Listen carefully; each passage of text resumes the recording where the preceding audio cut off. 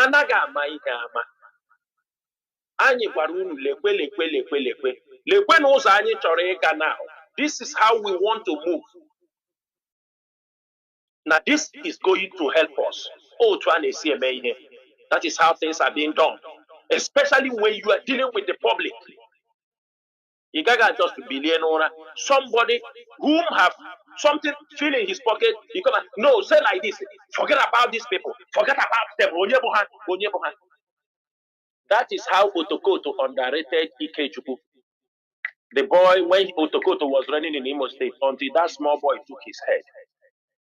The inability not to consider the public, the outrage, inability not to put in consideration men who have put everything. See how everybody is talking this evening on Radio Biafra. They are sacrificed what they have given up. This is just few people. We are not talking about our people being killed. And why are we reacting? Why are we talking this thing? Because if you allow people to carry out these wrong narratives, people will lose their life.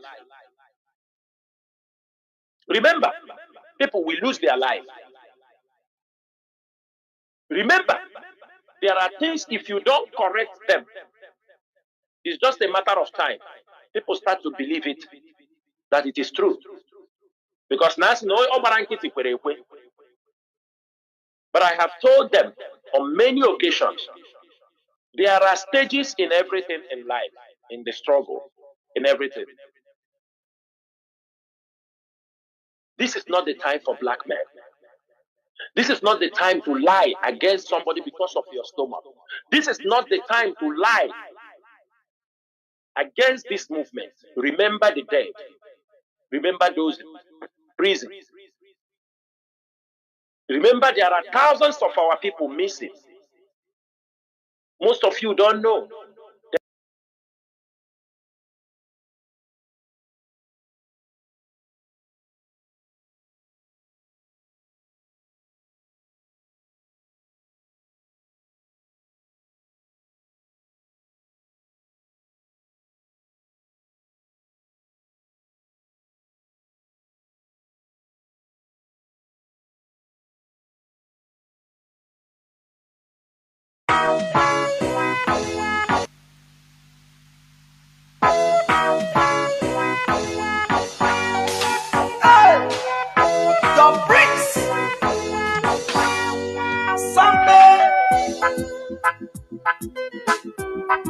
Oh na na na na na na na na na na na na na na. Watch it out.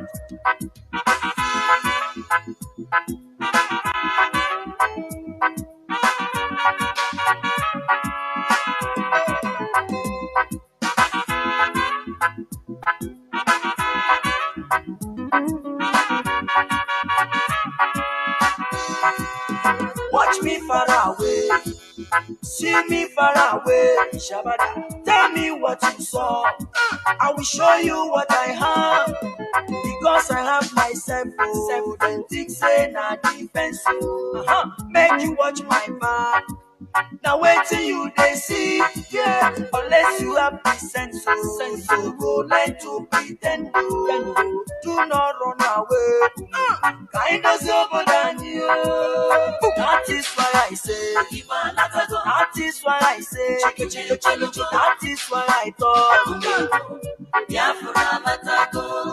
That is why I say. That is why I say. That is why I am. I was over than you.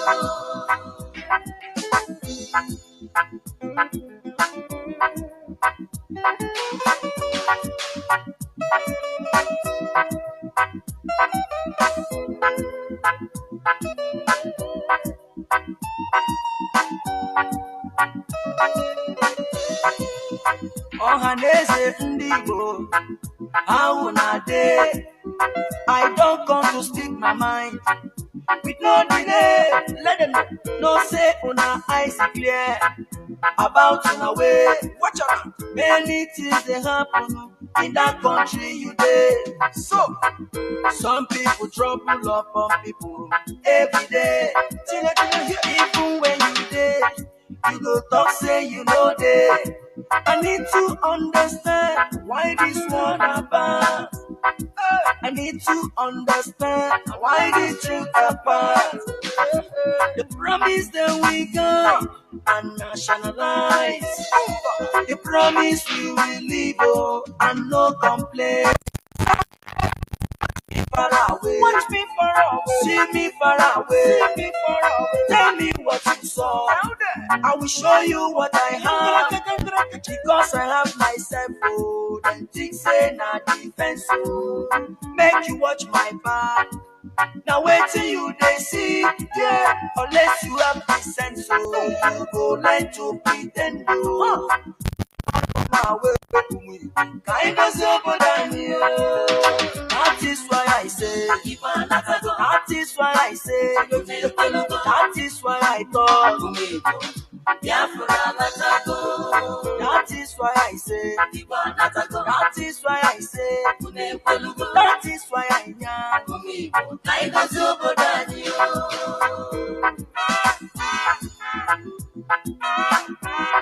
Samada, ta ta ta, Chinedu, Bumba.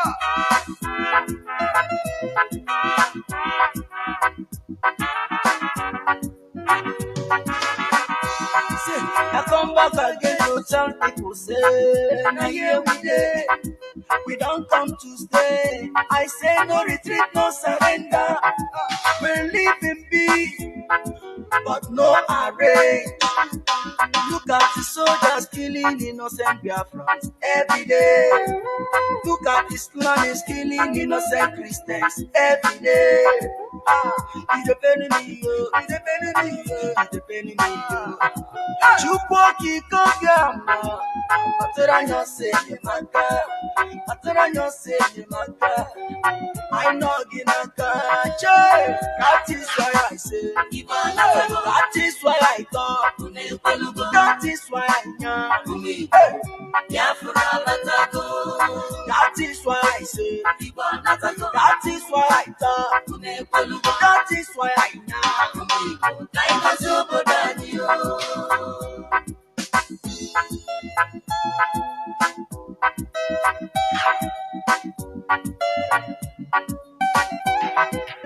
Mazi Nnamdi Kanu, Muhammadike one, Biafra nine, Ayisigi Gabaniru, Onyakaya Docha, Welifeneme, Onyenaya TUNU Hine, Chuku Pamawaja, you are whiter than snow, Oku Kibesio, we stand where you stand, we see trial.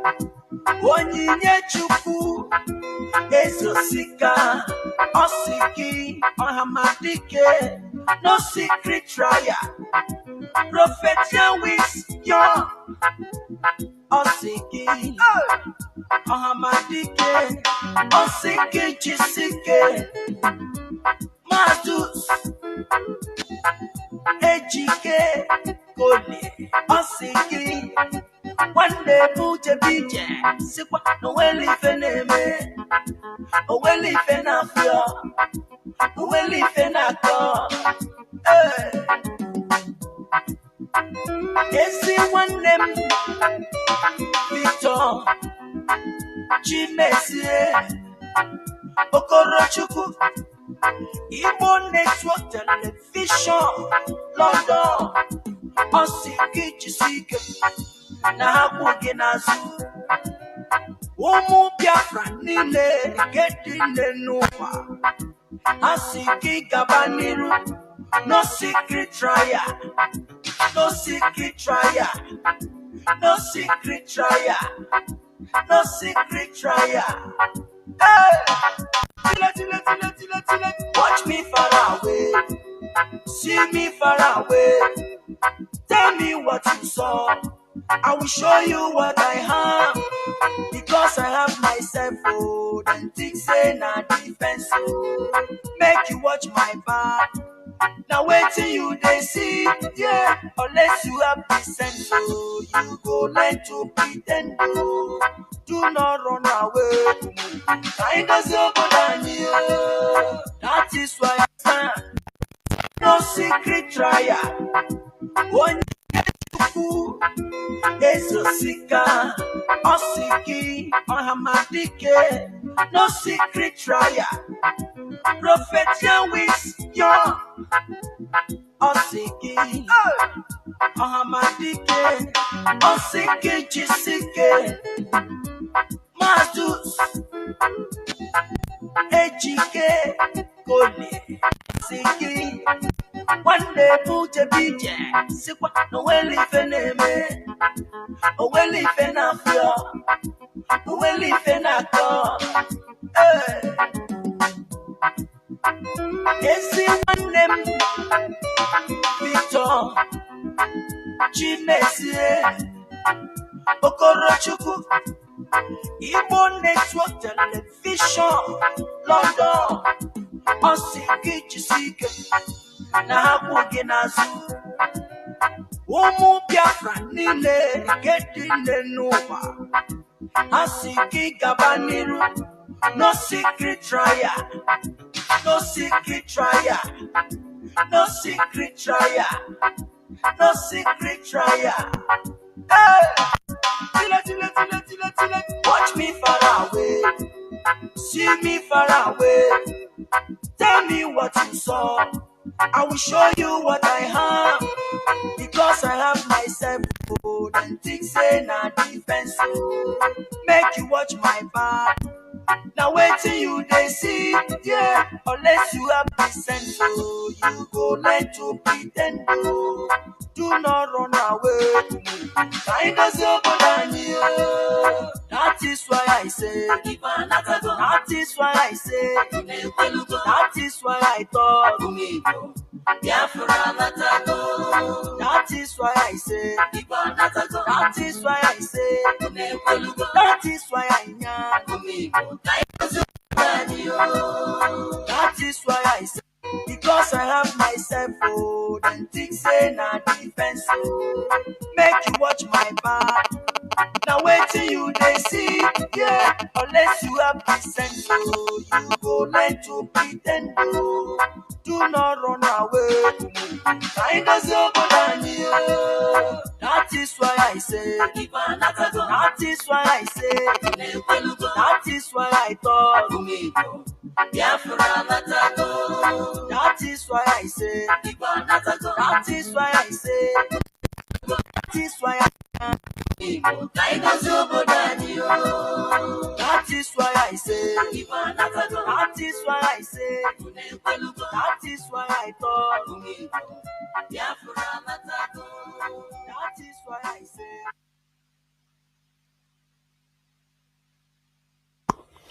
Good morning, friends and lovers of freedom. This is the Radio Biafran House of coming to you through Radio London. My name is Mazi Chinedu from our province of Biafra, and now we are live. This is the 1st day of December 2025. That Obochafo.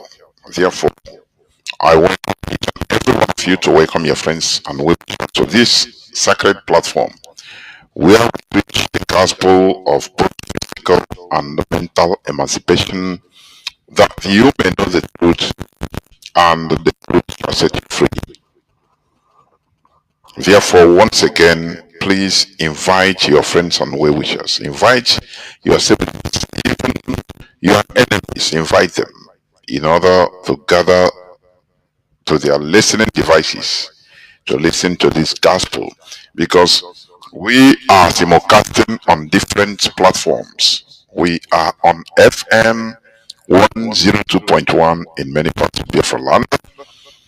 Also, we are on satellite. We are on satellite, free to air satellite. Therefore, you can also listen through satellite. Please disregard this noise, it will fade. I've tried to, cure this disease through different ways, but no way. But it will surely go away. But We must continue. Therefore, as I said, we are on different platforms. We are on satellite and we are on IPOB Community Radio. It is a very low data consuming application that is specially designed in order to accommodate our people on ground zero, a place where there is no constant electricity, and in the wider logical primitive jungle republic called Nigeria, where there is no central electricity, pipe, bomb water, none, zero, nothing. You build your house, you put your own electricity, either you buy a generator or a solar panel or anything that can provide you privately electricity, and you dig your borehole, and I tell you, most of those boreholes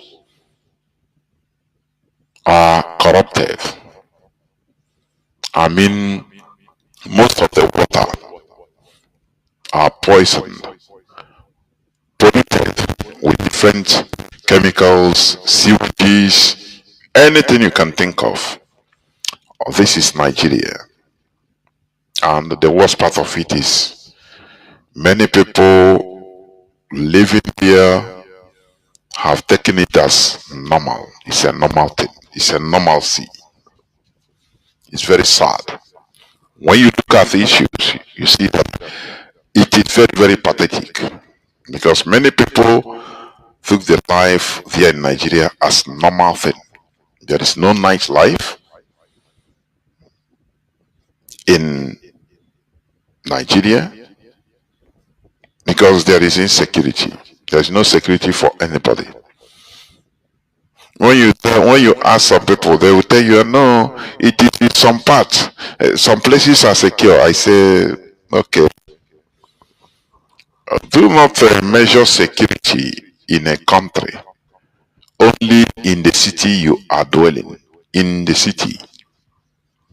Maybe in Lagos you drove from Ketu down to Yaba, to Wurunsheki, to Victoria Island, to Oshodi. There is no problem. And you say there is insecurity.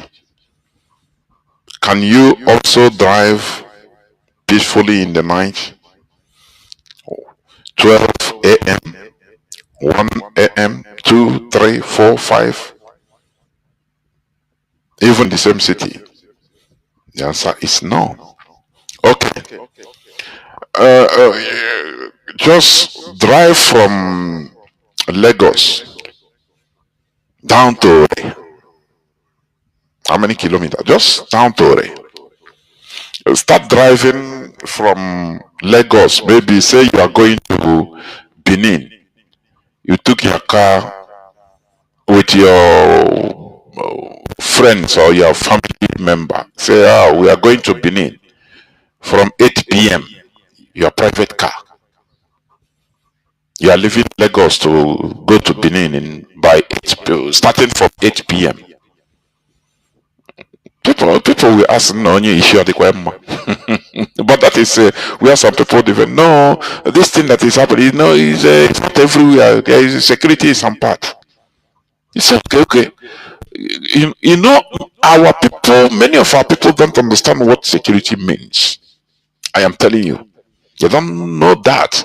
They don't know that there are places that you can drive, even 12 midnight, you leave your city and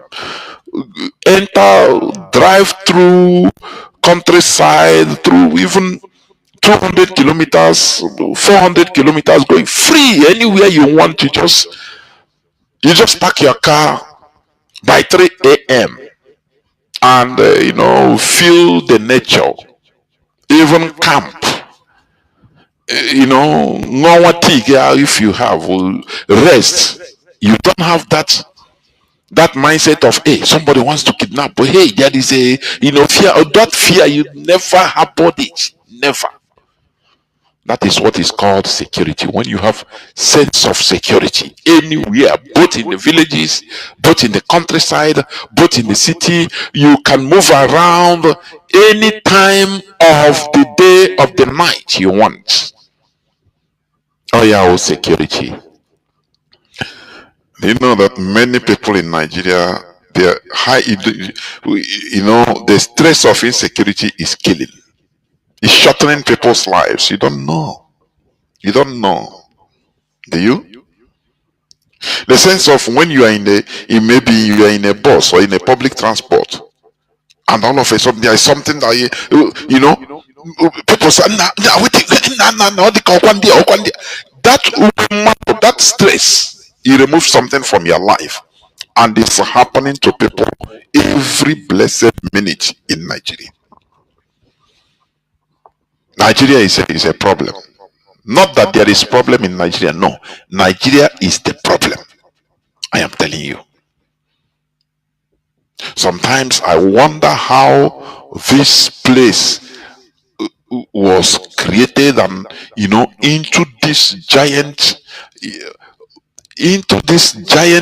tragedy that we are witnessing. Somebody like Ojo Zakalo, they always boast, Nigeria is not a pushover. Nigeria has a population of 200 and over 230 million. It's a giant of. I say, what are you boasting of? What are you boasting of? You see, even on social media the other day, I saw is it on a Ghanaian social media broadcaster mocking Nigeria. That I think it was when they lost the World Cup this in Morocco against what do you call Congo. The man said anyway they enjoy the electricity. They enjoy the electricity in Morocco. That is one of the big things they enjoyed. So very shameful. How long should we continue being like this? Being embarrassed. The Nigerian politicians, the crooks we call politicians, are there making mouth with Nigeria, with the population that has nothing to do with the reality.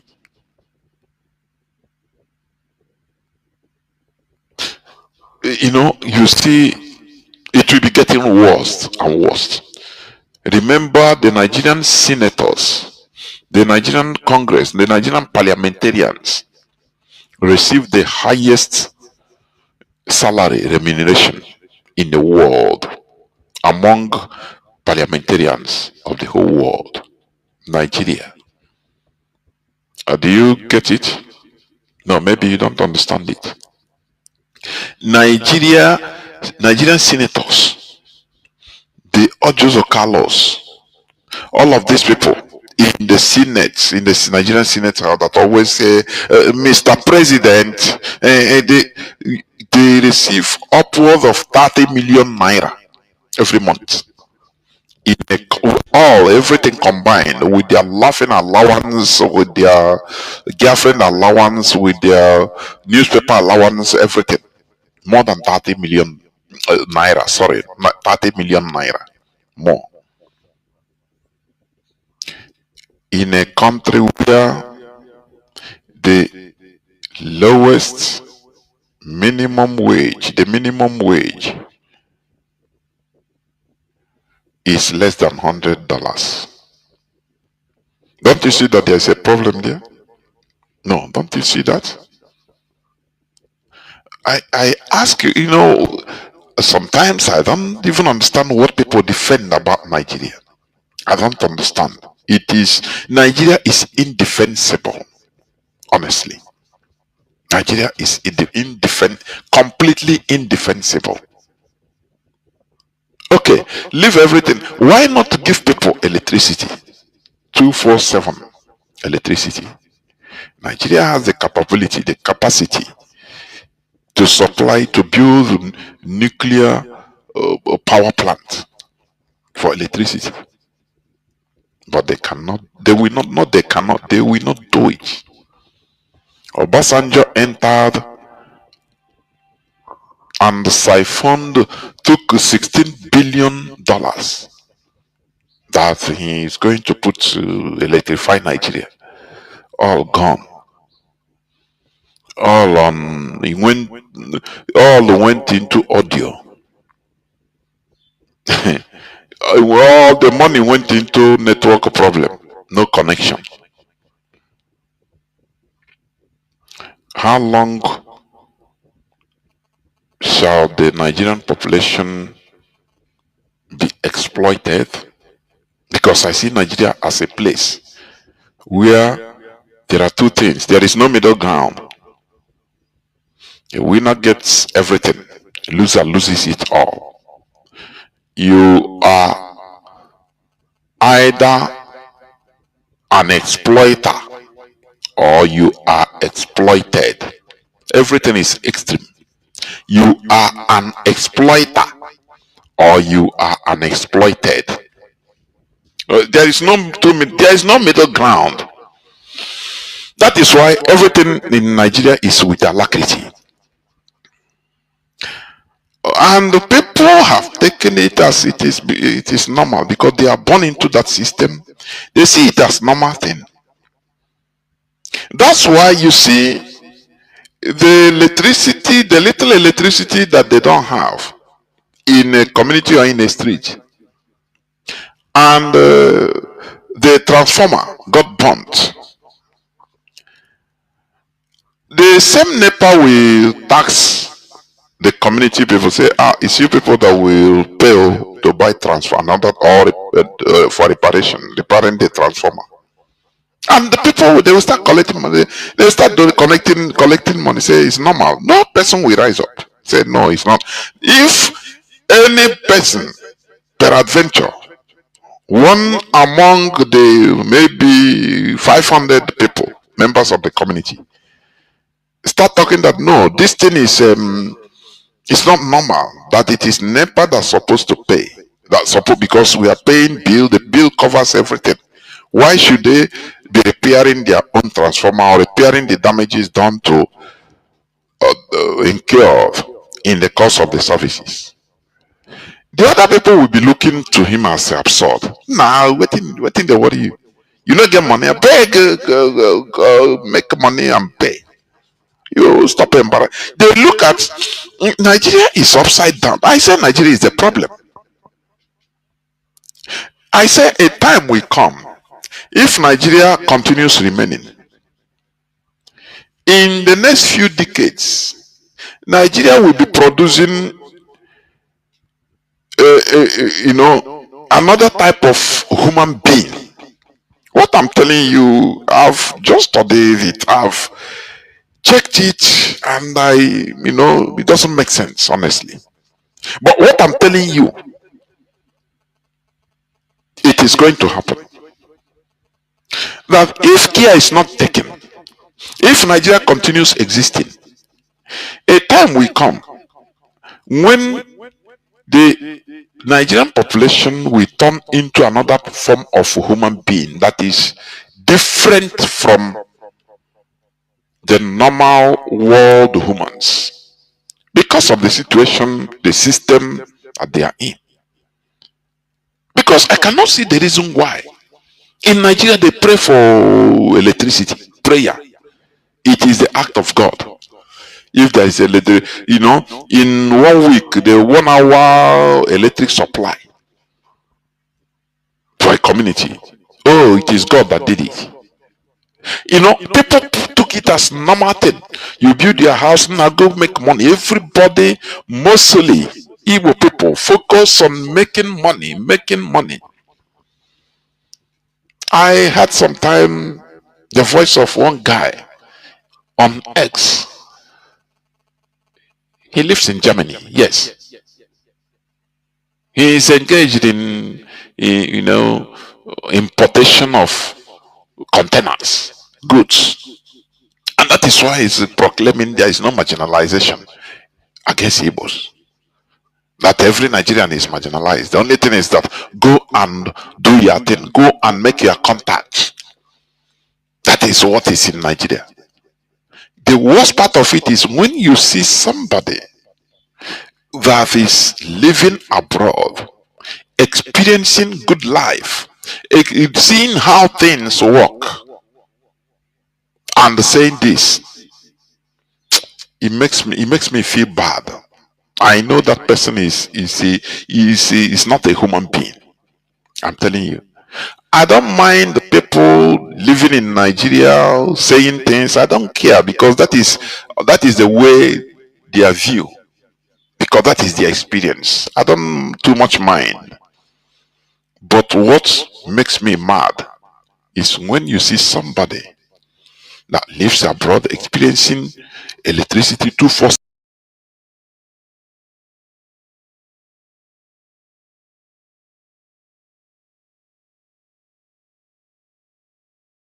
experiencing how things work, how governments take care of their citizens, how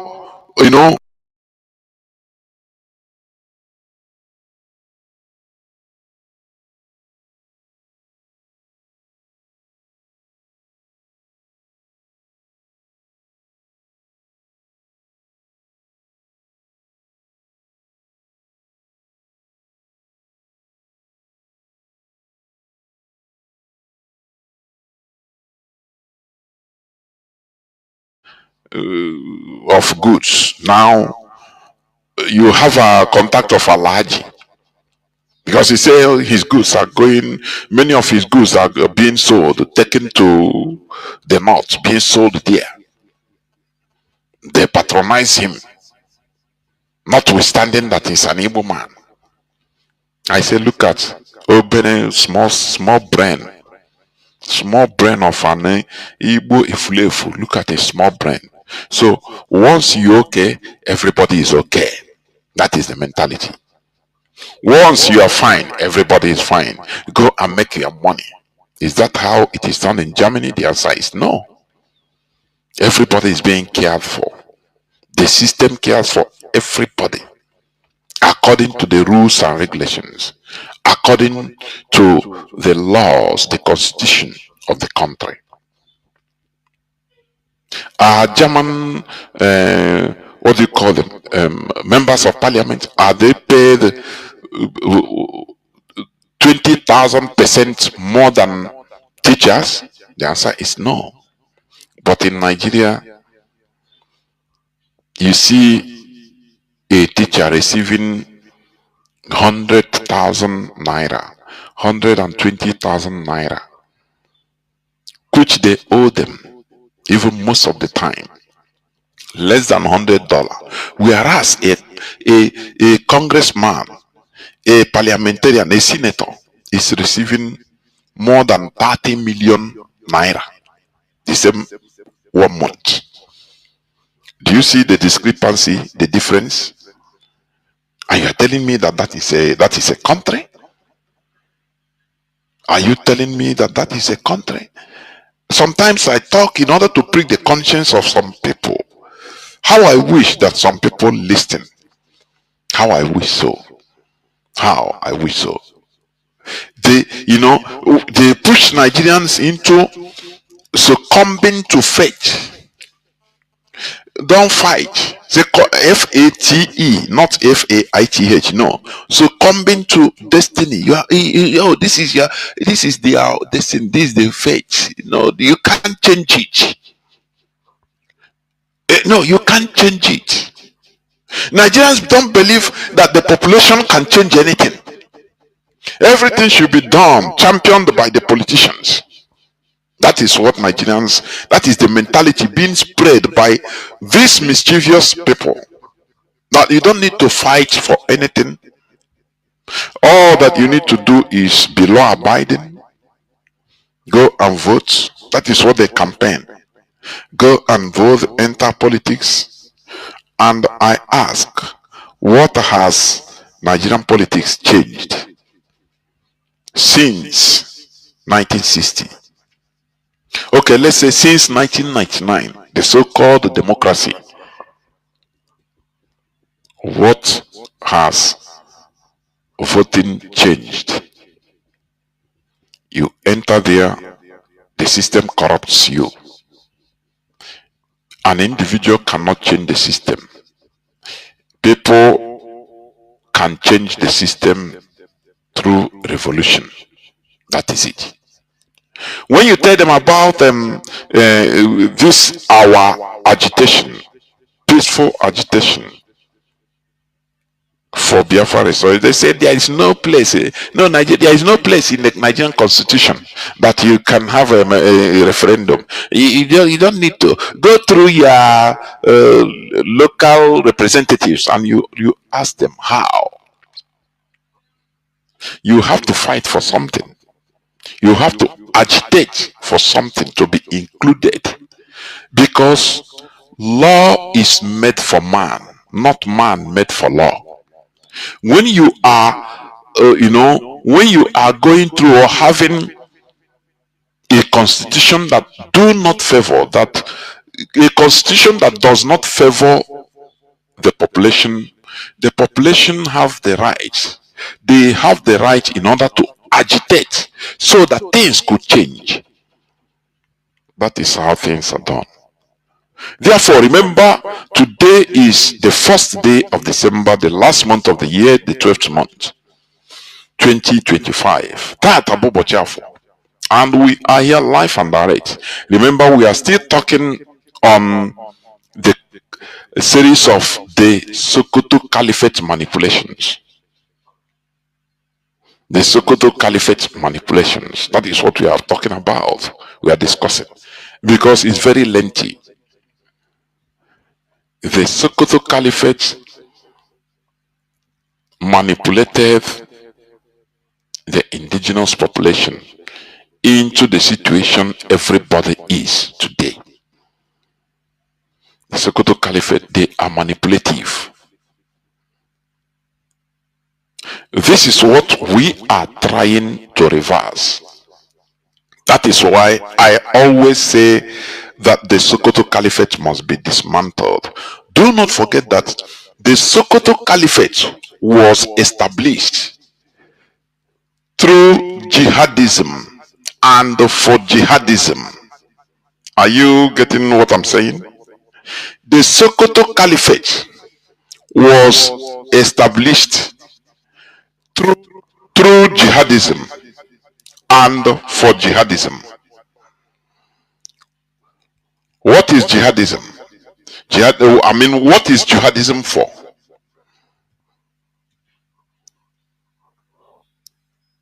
It is for the propagation of the Islam.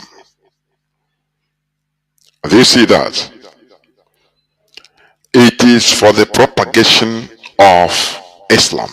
And now the Fulani Empire, they modified this Islam their own way, the extreme version of Islam to suit their agenda of colonialism. That is what we call colonization. Therefore, have you ever seen other religions, mostly Christianity, being pampered in a jihadism? Or during jihadism? It never happened. The Islamic State of Iraq and the Levant, ISIL, you knew when they started during Obama regime, you knew what they did to Christians. They were targeted. Nineveh, you are seeing today, Nineveh, where they put Nineveh, anything that had anything to do with Christianity was reduced to rubble. Babylon, Nineveh, in Iraq. This is something, these are facts. Jihadism does not tolerate any other religion. They target them as number one enemy. We saw it in Afghanistan. The grand statue of Buddha that was built in Afghanistan for thousands of years, which has been a tourist attraction in Afghanistan. Very giant, is it? Yes, Buddhist statues carved in a mountain was blown to shreds, to pieces, to the consternation of the international community, by the Taliban, by the Mujahideen, the jihadists, because they say it is un-Islamic.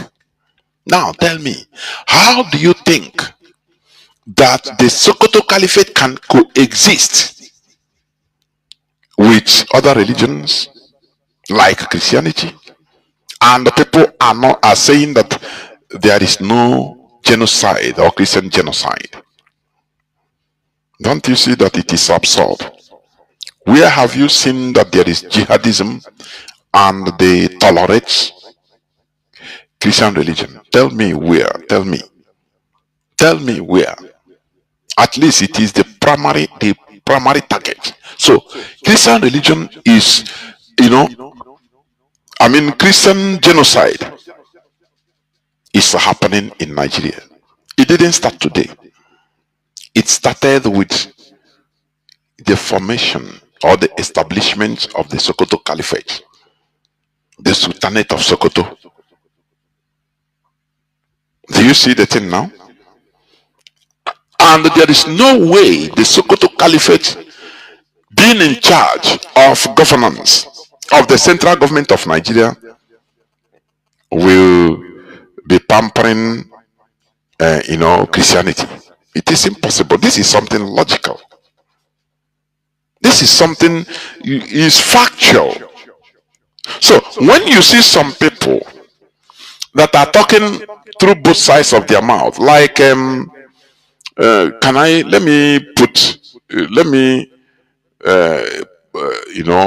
give example of what do you call this man? Bishop Kuka. Yes, Bishop Kuka rejects claims of Christian genocide in Nigeria. Says you can kill 10 million people and it won't be genocide. These are people that are gaining from the system, from the blood of people, millions, thousands, hundreds of thousands, if not millions of people being butchered. These are the people. In a way, they come. You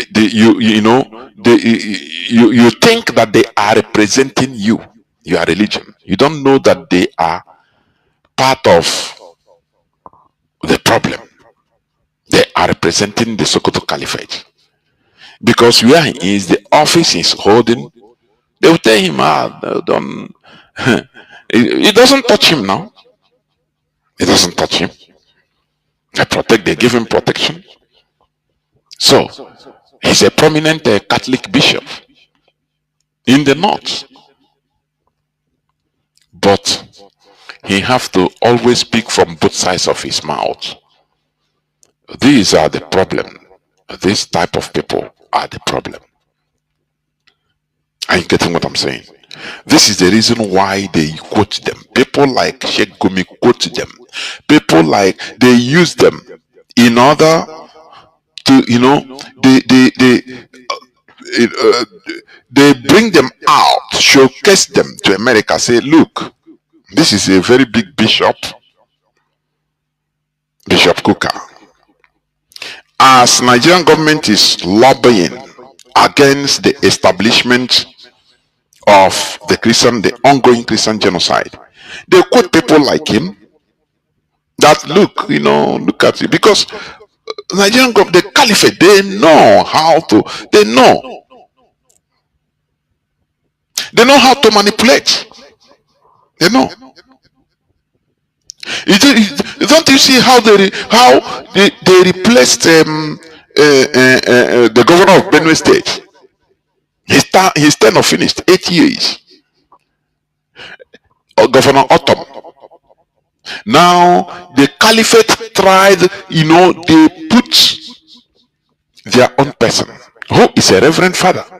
But the Benue people now, they protrude him, they showcase him to the people as, oh, this one is the hottest, this one is a reverend father. So during the campaign, let all the people know that, look, this is how the Sokoto Caliphate functions. They will give you fake, provide for you fake in order to replace the original. If you are not observant, you will not know. You will pick the fake. That is what they try to do to IPOB. Are you getting it? With Ekberima. They tried everything they could. I mean the Nigerian government, the caliphate, with Britain. They promoted Ekberima. That he is now he is the person that he is even more dangerous than Mazi Nnamdi Kanu. He is this, they promoted him. When I continue saying this because I was shouting this on air. I could remember in 2021 when I saw Obasanjo talk about Simon Ekpa promoting him. I saw BBC promoting him. Hey, I said this is completely confirmed. My fear has been confirmed. When our enemies are promoting somebody on top of us, there is something sinister going on. But some of our people are not observant. That's why here we urge you, please, and please, stop making judgment based on your sentiment. Kill sentiment. We have suffered through sentiment. I am telling you. You see, we have suffered through sentiment, or due to our sentiment, because sentiment brings it, just like it's adrenaline. When you are sentimental, you make wrong judgments because you are no longer neutral. You no longer observe things as it should be. You go sentimental. Few hours ago, privately, I was talking to somebody who was he's a national coordinator. You're talking, he said, now some people are even calling, you're saying, they are not seeing anything now. Some are developing code feet, so what should be done in order to bring back faith to IPOB, this and that. I said, look, there is nothing IPOB could do more than what it's doing. You don't expect a person of, for example, 30 years old behaving like a child of an 8-year-old child. It doesn't make sense. We have passed the era of awareness creation. During the early time of IPOB, anything is allowed. Sentiment, anything, Mazi Nnamdi Kanu will come and say anything that he will say. Anything I want to do, I will say it openly, so that the Nigerian, our enemies, will know. And our quality that is building. That time he was building. IPOB. It was building the mindset of IPOB with using the same sentiment. But today we are matured enough to make decisions. You don't expect things to be going like, oh, the leadership will come and say, what they want to do. Some people are expecting that, I said, what is IPOB going to do? Come up now, hey, let us, now. What do you want to see? What do you want to see? You have never recovered from your water, which Nigerian government, the Sokoto Caliphate is they were poised, waiting.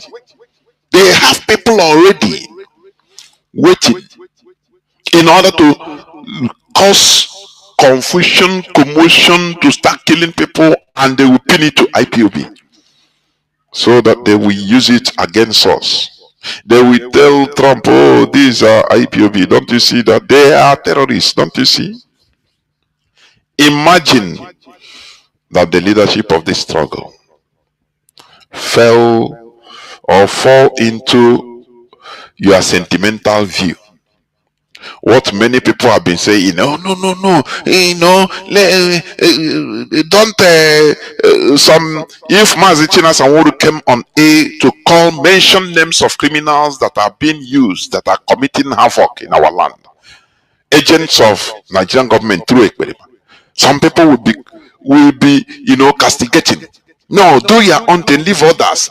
Mazi Nnamdi Kanu say anything you can do for Biafra to come, do it. So why you? And you are watching them. You are watching.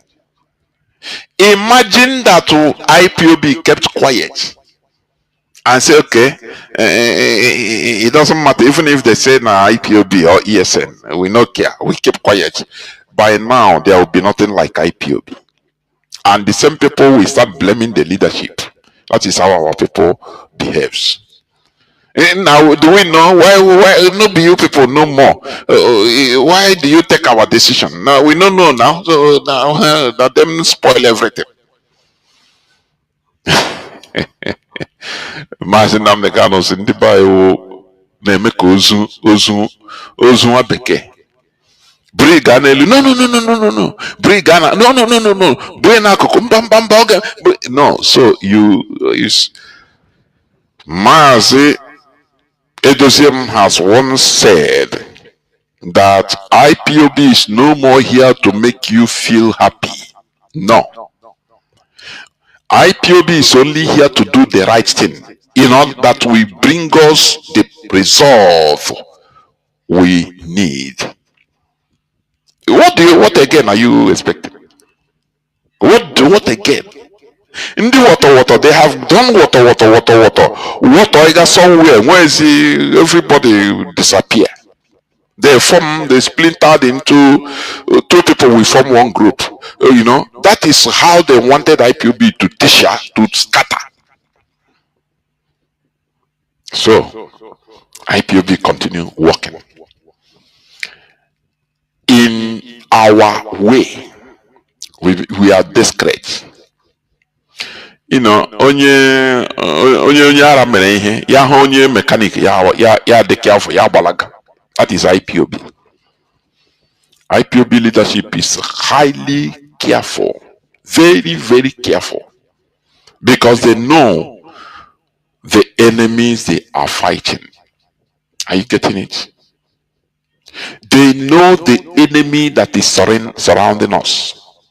Any slight look at sit at home and no sit at home. Look at what it costs. Just look at it. The leadership of this struggle put to sit. People don't understand the enemy. The enemies that are surrounding, even internal enemies. Those that are working for the caliphate, for the Nigerian government. People don't understand.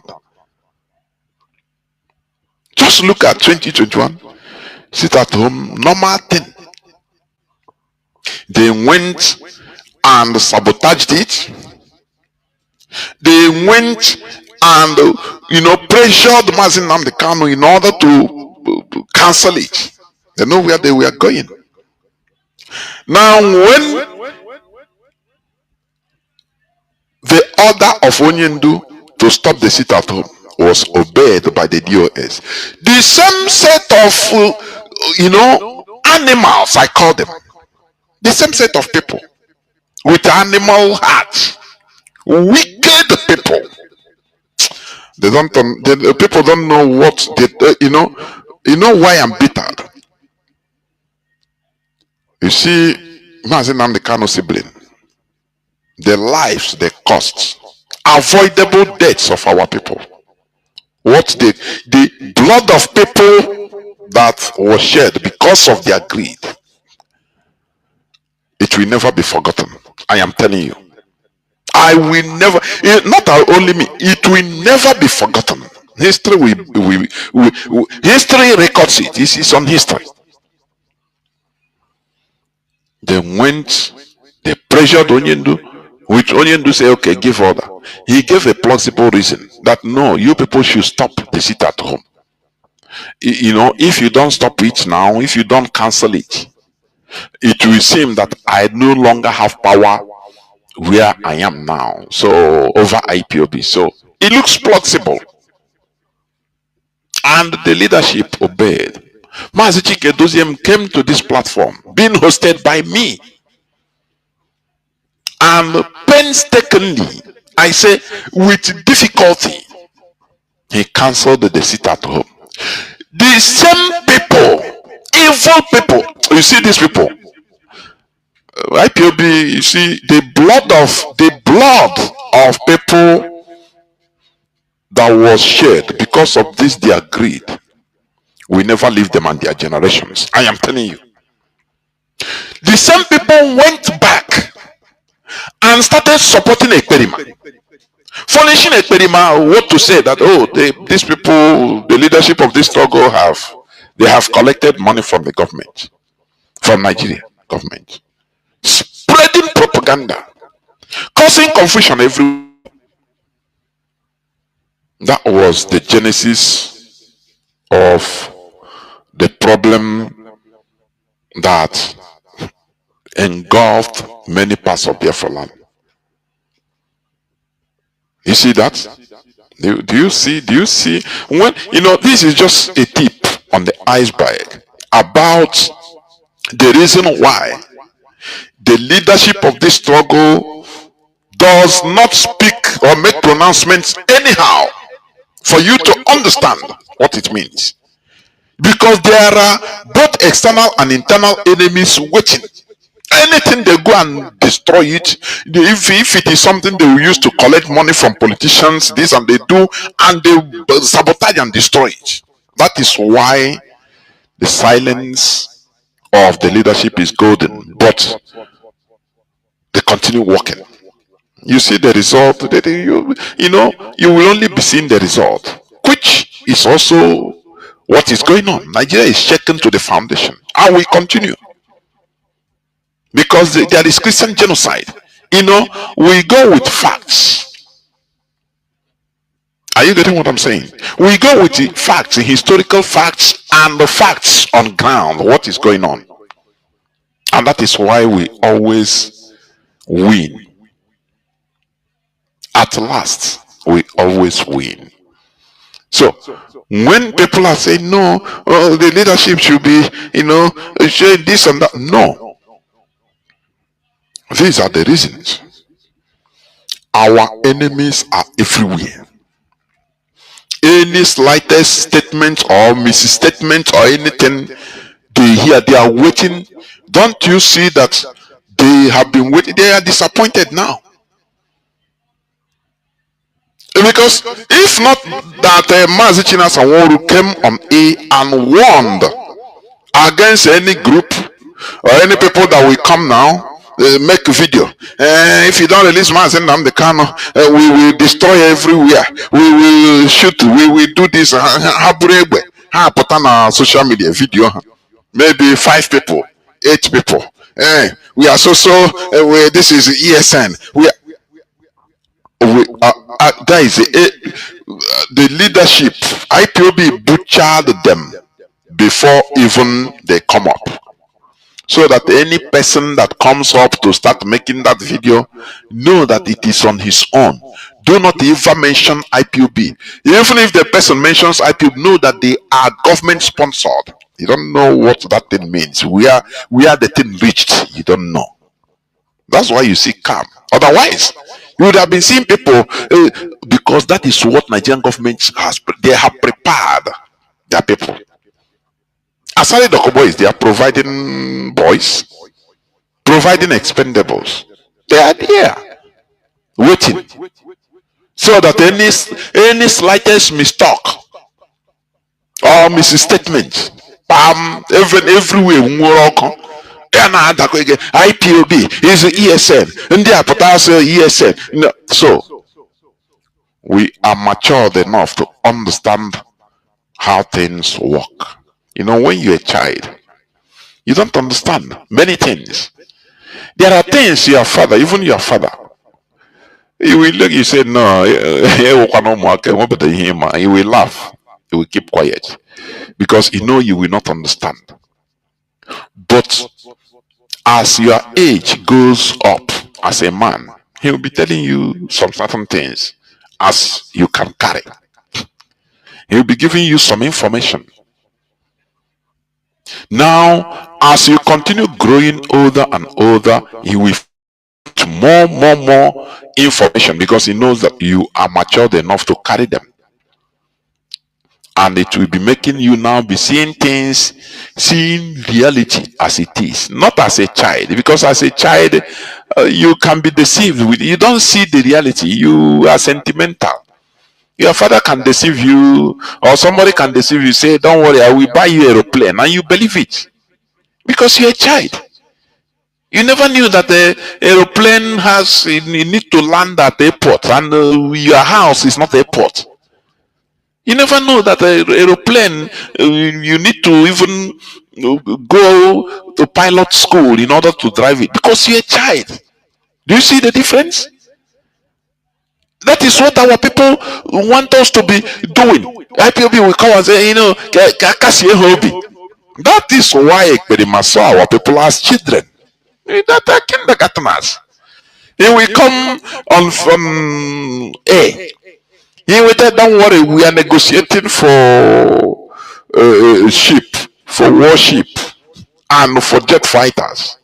That we have advanced some money. No, remaining little money. We need 100 Biafrans that will be giving us whether $100,000 every month. And you see, people will believe him because that is what they want to hear. Because they are children.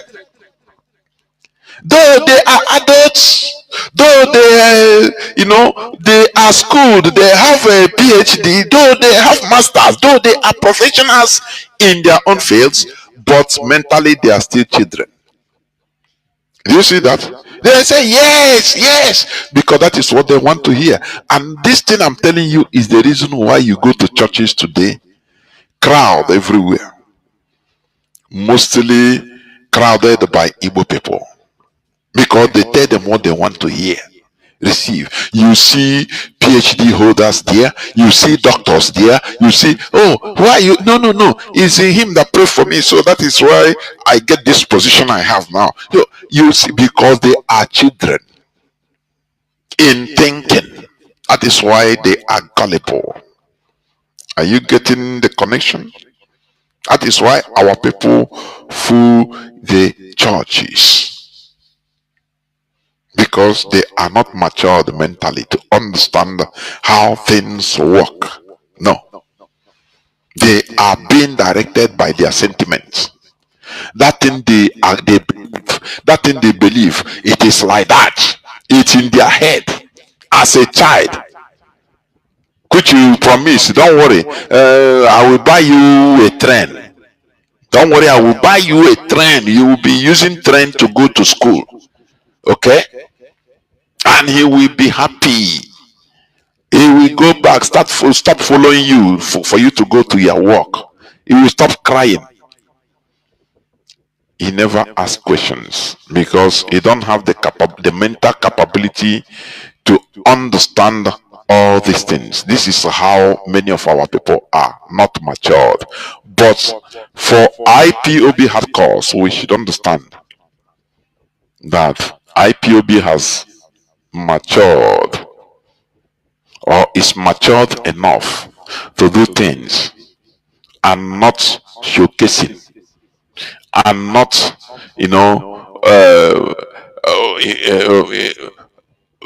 promising heaven and earth to make you happy. After your happiness, what happens? After your happiness, it's just like drug. That is why I say I continue maintaining it. That's why our people are clients to customers to pastors, because they tell them what, like yesterday, receive. This is your new. We have entered December now.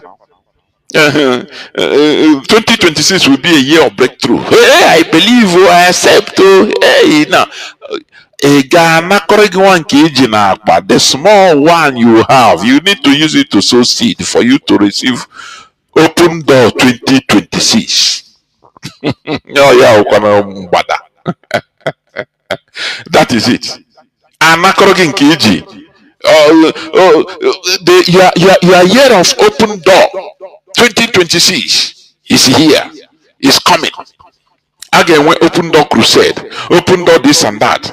Our people now are everywhere because they don't understand. They have abandoned the government. They thought that is how life is. No person talks about government responsibility. If you start talking about government responsibility in Nigeria, they see you as absurd, because that is how the system conditioned them. It is very, very sad. So let me read a bit what the Catholic Bishop of Sokoto Diocese, he said. The headline says, Bishop Kuka rejects claims of Christian genocide in Nigeria. Says you can kill 10 million people and it won't be genocide. This was on 30th November. That was yesterday. The Catholic Bishop of Sokoto Diocese and the convener of the National Peace Committee (NPC), Most Reverend Matthew Kuka, has reiterated that alleged Christian killings in Nigeria do not amount to genocide, stressing that the defining factor of genocide is intent rather than casualty figures. Do you see? Now tell me, what is the intention of establishing the Sokoto Caliphate? That is a question. Because there has been kingdoms there, the Hausa kingdom. There has been, I think, if I'm not mistaken, I think Bishop Kuka could be an Hausa person or another tribe, but I know he's not a Fulani person. Another northern tribe. I don't know his tribe, but I think maybe he's an Hausa. I don't know. If somebody that knows his tribe, please, let me know. Mazi or Basi, if you know about it, please inbox me about the ethnicity, the tribe of Bishop Kuka. Now it says that Nigerian Christian killings in Nigeria do not amount to genocide, stressing that the defining factor of genocide is intent rather than casualty figures. My goodness me. So, what is the intention of the Sokoto Caliphate? I tell you, the Sokoto Caliphate was established as a result of jihadism and the continuous jihadism, because they will not stop. A caliphate will never stop expanding. That is why they have, they had the ISIS, Islamic State of Iraq, and is it Levante, and they were destroyed because they has no respect to borders. Are you getting it? To the established borders, they establish their own borders, and their borders, they continue expanding. That is why you are seeing the Fulani terrorists moving around, coming down to Middle Belt. From Middle Belt, you think that they will stop. No, they will be coming down to South, to Kwara. From Benue, they are coming down to, they will be coming down to Enugu, to Southeast.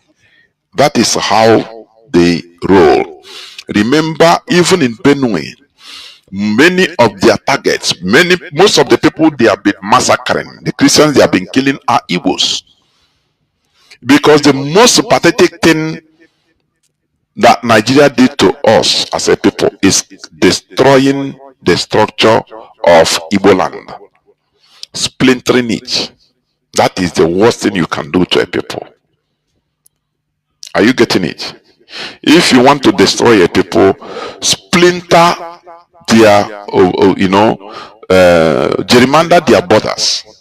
I mean their country or their land borders. Put them into different places. One of the people that is suffering this today is the Kurdish people. You have Kurdish people, Kurdistan, Kurdish people being carved into Iraq.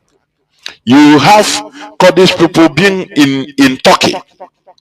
You have Kurdish people being carved into Syria. You have them in Iran. Do you see that? So that a Kurdish person from Iraq will now be seeing himself as an Iraqian, while his brother in Iran becomes a stranger to him. These are the Sokoto Caliphate manipulations. After the war, they thought of what to do to our land, to us. Our people were not observant. Our people were not at alert. Our people were basically go and look for money. Everything, they embraced Nigeria. They swallowed Nigeria hook, line, and sinker. That is the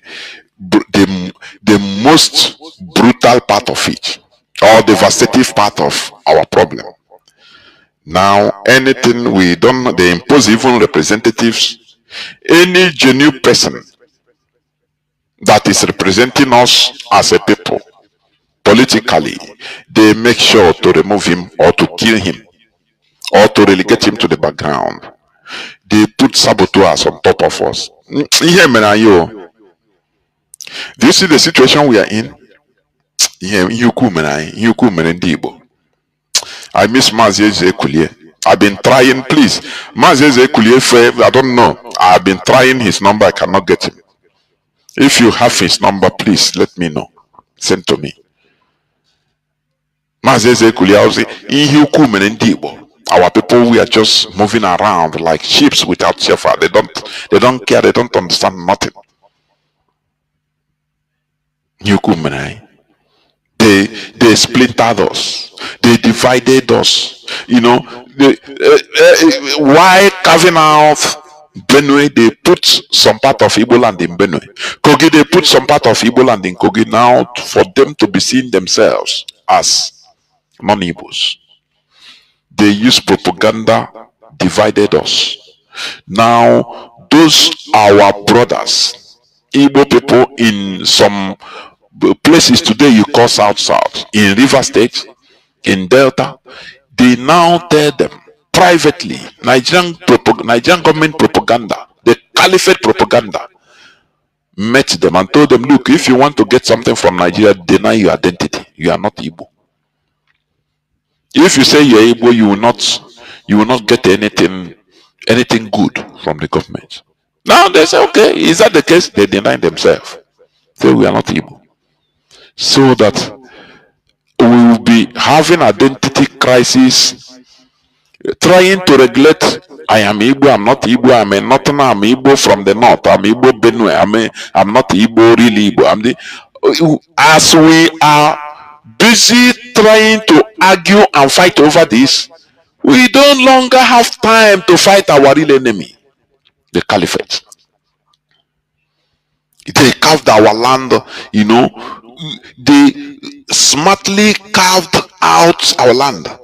So that whenever I talk about Igbo, somebody in Nigeria will tell you five south on a get land, not be five southern, five southeastern land. It's Igbo land. Which land on a get?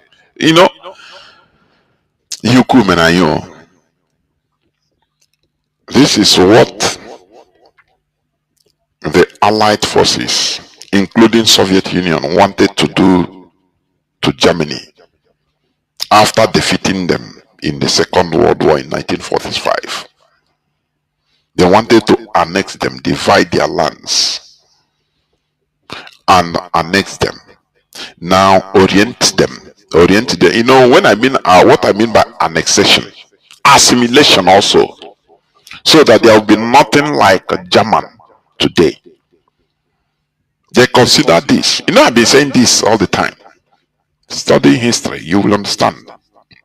The Allied forces considered assimilating Germans, annexing them to different countries. If not, they can, even America, some part can become part of America. The American occupied side will become part of America. And they will be speaking English as the official language instead of German, so that they stop anything German. But they know that it will boomerang later. If not to 50 years, in the next 100 years, you know, it will you know, it will boomerang. Their great grandchildren will study what happened, and now there will be problem everywhere that they cannot control. These are people that understands how things work. They don't allow their sentiments to blind the reality that is facing them. I mean the Europeans. That's why I like them. Honestly, I like them. Call them any name, but they face the reality and make good judgment whenever it concerns their interests or their countries. They make sound judgment and analysis, and they get it. They say, no, you know, if we annex these people, annihilate, assimilate them, in the next few decades or even centuries, it will become a problem our great grandchildren that time will never be able to control, and they will be blaming us, say, why do we do this? Are you getting it?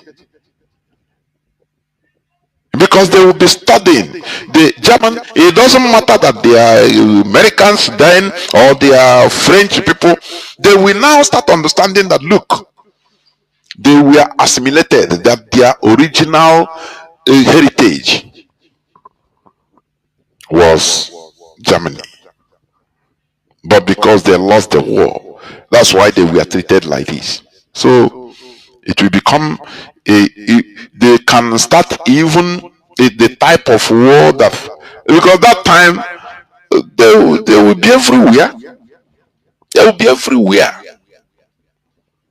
There will be Americans, there will be Russians, there will be Polish, there will be French, there will be Canadians, there will be, you know, name them. So they will cause problems everywhere.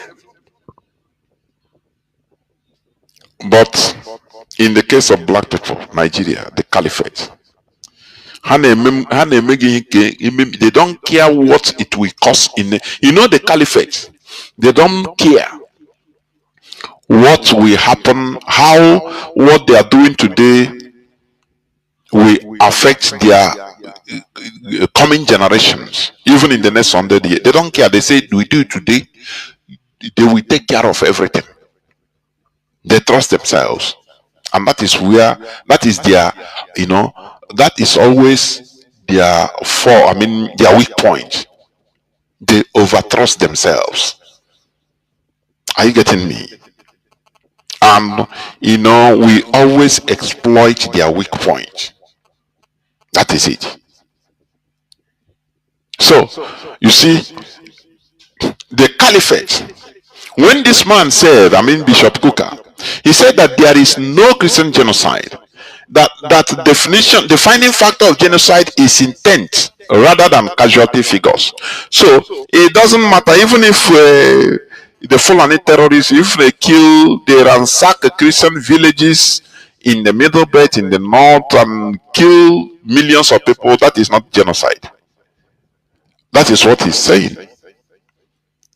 Now, somebody that is ransacking a village, a people that is killing men and women in the village, driving the people away from the village. What do you think that is intention? Don't they have an intention? That is something that this man failed to understand. Okay, does it just happen just like that, just out of out of the blue,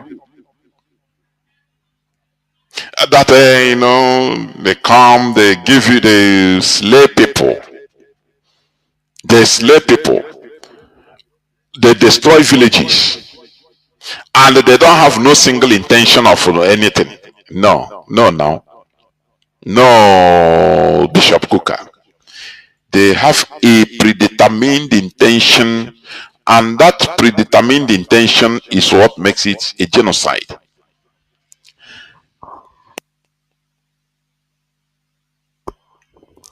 The killing of the Jews during the Second World War, they were targeted.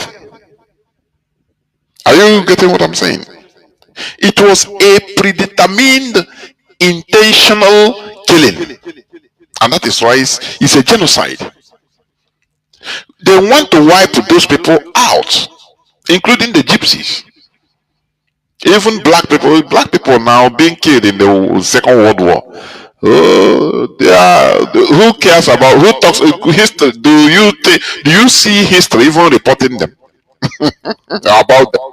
Because they don't take them as a real human being. They take them as lower human being. This is what Africans are suffering. And Africans never even rise up to deep, our historians, to dig deep and make researches about the killing of black people by Germany. They don't talk about it. Everybody is focused on the Jewish genocide, which is horrible. But what about black people being killed during the Second World War? You know what the Germans used to do? They killed the black people. They take away any of their identity and abandon the corpses, so that people don't even know who they are. This is evil. Are you getting it? This is evil and against the norms of war. But people don't talk about it. So, when this man said that it is the intent of the caliphate, first of all, the Sokoto Caliphate was established as a colonizing power. It's through jihadism. Are you getting it? So, as I have been saying, jihadists, they don't romance with Christians. No. Either you convert or they cut you, they behead you. Let me play this. Let me play this. Please listen. In all of this violence, the most vulnerable groups that have been targeted and bastardized are women, our mothers, our sisters, our daughters. Let the international community know that what is happening in Nigeria is not just about killing men. It's not fight between communities. No, women are targeted and they keep kidnapping and raping women every now and then. It's been going on now for how many years? Do you know why these Fulani terrorists, why they target women, why they rape them? It's what they did during the Biafra war. They are masters of this, to compromise the bloodline of a people. Chineke. It has been the way of the colonial masters, the colonizers. They are brutal. They rape the women. They destroy. Any woman killed, murdered, is a generation that have been closed. Generation. Because why? Or they can just destroying a land, a part of a land. You have closed it, or polluting that land with plutonium or uranium. Finish. You have destroyed that place. You have destroyed that piece of place. All the products, all the things is supposed to produce trees and farm, no more, is gone.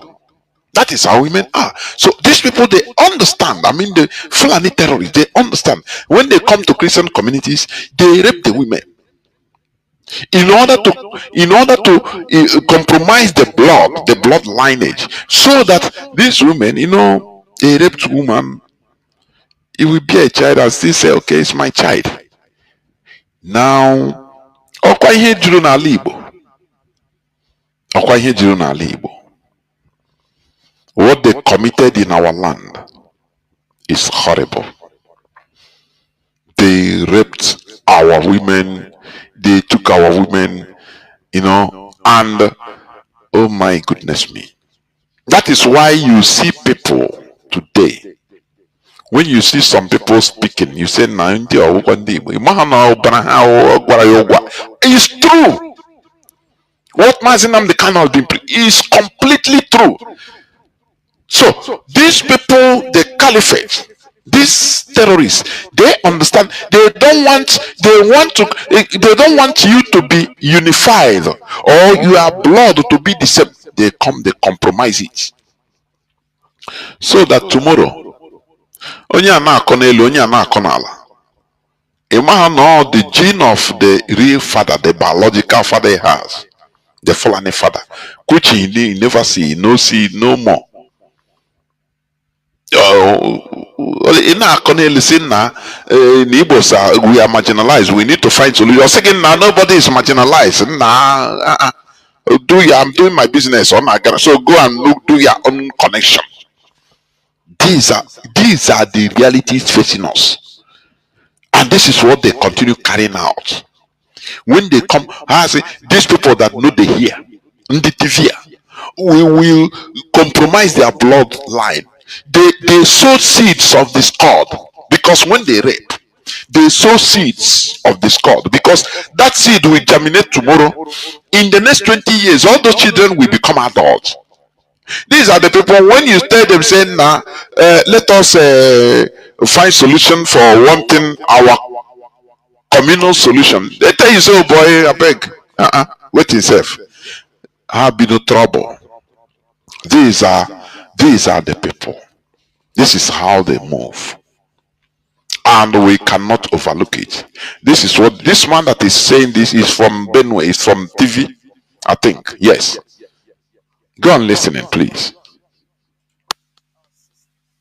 Our daughters, let the international community know that what is happening in Nigeria is not just about killing men. It's not fight between communities. No, women are targeted, and they keep kidnapping and raping women every now and then. It's been going on now for how many years? We're talking about 15 years consistent. Do you wait until all our women are humiliated?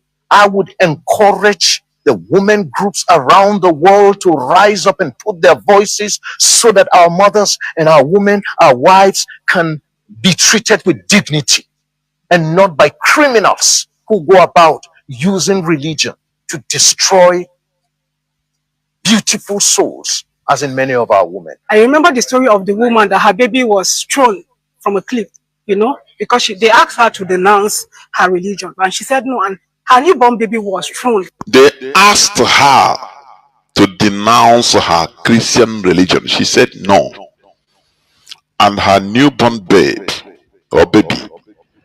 was thrown off or over a cliff. So why is Bishop Kuka talking that there is no intention? It is a random killing. No, for goodness sake, no. The Christian genocide is real. Their intention is to forcefully convert, Islamize everybody. And once you are Islamized, now you become subservient to them. That is when they now colonize you. Are you getting it? Because a colonizer can never come and completely, colonization will never be complete without bringing you down with the colonizer's religion. Do you now see? That is what they are doing. That is what they are. The Europeans did the same thing to us. And that is why today we are we claim to be Christians. It is how they did it. What you are seeing today, it is a typical example of how the Europeans also Christianize us. It is something.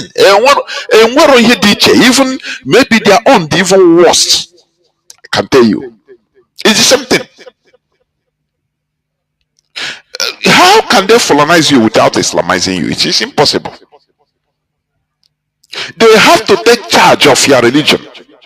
So that, whenever you are doing something now, your obligation to them, you will now see it as divine. Do you see why they have to colonize you through Islamization? The same way the Europeans colonize us through Christianization. It's the same thing. Because if they allowed us to be on our own religion, our own way of life, their colonization is not complete. Evidence is there in Asia. Many countries in Asia were colonized by Europeans, France, England, but they refused to adopt to their religion. And that is why today they are doing very well. Because that was a half colonization. But when it comes to our land, we are completely colonized. When you see, who are you worshipping?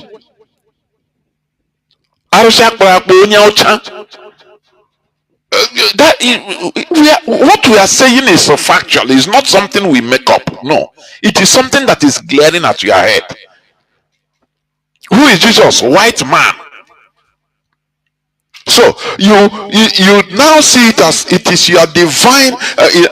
It is divine for you to bow down to him. It is divine. That is what the Fulani they are trying to achieve. So that when they Islamize you, you now refer to them as those that bring God to you. Are you getting the gist? This is what the Sokoto Caliphate is doing. In our Korokoro, in our presence, they are doing the colonization process. But you don't understand it. These are the Sokoto Caliphate manipulations. But do you know it? It is for you to answer. Because IPOB, we are here to stop the spread of the Sokoto Caliphate. It is jihadism. And jihadists, they don't massage Christians. No. You either get converted or they behead you, because for them you are nothing. You are nothing but a pig for them. Now, when you now convert and process what they call the Shahada, now they know that, okay, the process of colonizing you have started. Now they colonize you. They start teaching you. You become their eternal students. You become subservient to them. In next 2-3 generations, we start seeing the Fulani as those that brought Allah to them, to their forefathers. And anything they tell them, they do. That is why they impose Fulani in different parts of Hausa land. Are you getting the gist? Because for them, for the Hausas, for the conquered Hausas, if not that they are rising up now, the scales that block their eyes are now falling off, and they are seeing, many of them are seeing clear. I used to watch their write-ups and everything on the social media. Are you seeing that? That's why anywhere they are, you see 1,000 houses gather. When it comes to prayer, when it comes to who to lead them, naturally they start looking for a pure Fulani among them. A Fulani, who is a Fulani here? Because they brainwash them that leadership belongs to the Fulani. It is divine order. No Hausa person can ever smell or even aspire to be the Sultan of Sokoto. It is absolutely impossible. You ask yourself why? No, you don't ask yourself, because they are the supreme leaders of other races. They have colonized them through Islamization. When you meet them, they will start quoting for you the Quran. How Quran? No, no, no. You don't need to be disobedient to those that brought to you Allah. They use religion to manipulate them. That is why they are targeting Christians, non-Muslims. Now, when they get them, they now colonize them. It is two processes. If you become Islamized as a people, they now go towards the second process of colonizing you, brainwashing you to accept the Fulani supremacy. Any people among you people that are murmuring, rebellious, although Muslim, though Islam, or though he's a Muslim, he has been converted, now the same Fulani will kill him or her and take full control. That is how the colonizers function. The Europeans did it in our land. They Christianized us, our forefathers. Any people, any dissenting voice, anybody in a community that says no, this is abomination, we cannot, they kill the person and they behead the person. Some of our great warriors, their heads are in Europe, for your information. Their heads are stored in European English museums, secret places, as trophies. That is true. Are you getting it? So we are talking about the Sokoto Caliphate manipulations, and they are committing suicide, genocide against Christians. But they are using people like Kuka and others. Do you know Kuka is a bishop, a Catholic bishop? In order to speak grammar, tell you the difference. No, it's not intent. It is the action. It is not intentional. Tell you how this and that is defined. But there are many communities, many villages, Christian villages in the north, being ransacked. They, strategically discriminate against Christians in the north. Is a genocide. When you are a Christian, you cannot reach to certain height. When you are a Christian, you cannot be employed in certain places. Are you getting it? Because the Sokoto Caliphate is there, and they are making sure that they control everywhere. That is why you go to some places in the north. Look at Southern Kaduna was before almost 98% Christians or non-Muslims, Christians and traditional worshippers. But today, I think there are more than 40% Muslims in Southern Kaduna. How does it happen? That is the question you need to ask yourself. They are in power. They will tell you, you have to come, only you have to convert. Do you know that even Igbo, you do not let even names deceive you now. Are you getting what I'm saying? You can see Igbo man now answering Musa. Just maybe you see a military officer answering Haruna. You don't know it's an Igbo man. He will tell you now you need to change the name in order for him to be inconspicuous, for him to be progressing in the military academy, in the Nigerian government, for him to be progressing. This is genocide, for goodness sake. You don't know that? Cultural assimilation is genocide. When you see names, you think that it's an Hausa man or it's a Northerner. You don't know it's an Igbo man or a German.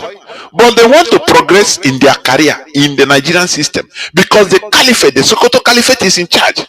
So you need to change his name so that they don't, when you answer car for what they see from 100 kilometers, they know that he's a Igbo man. Oh, anything, whether your promotion file, everything will be kept aside. It will be hidden. There's nothing you can do. You're an Igbo man. But once they see maybe Haruna, Chagili, you don't know it's an Igbo man, pure Igbo man. But they will not know. Say, okay, they sign out, they'll see it's one of them. They'll just sign. These are the Sokoto Caliphate manipulations. This is the same way Turkey turned into Islamic State. I mean, a Muslim country today. Remember, it was a Christian country. Many of the places you see in the Bible, Corinth,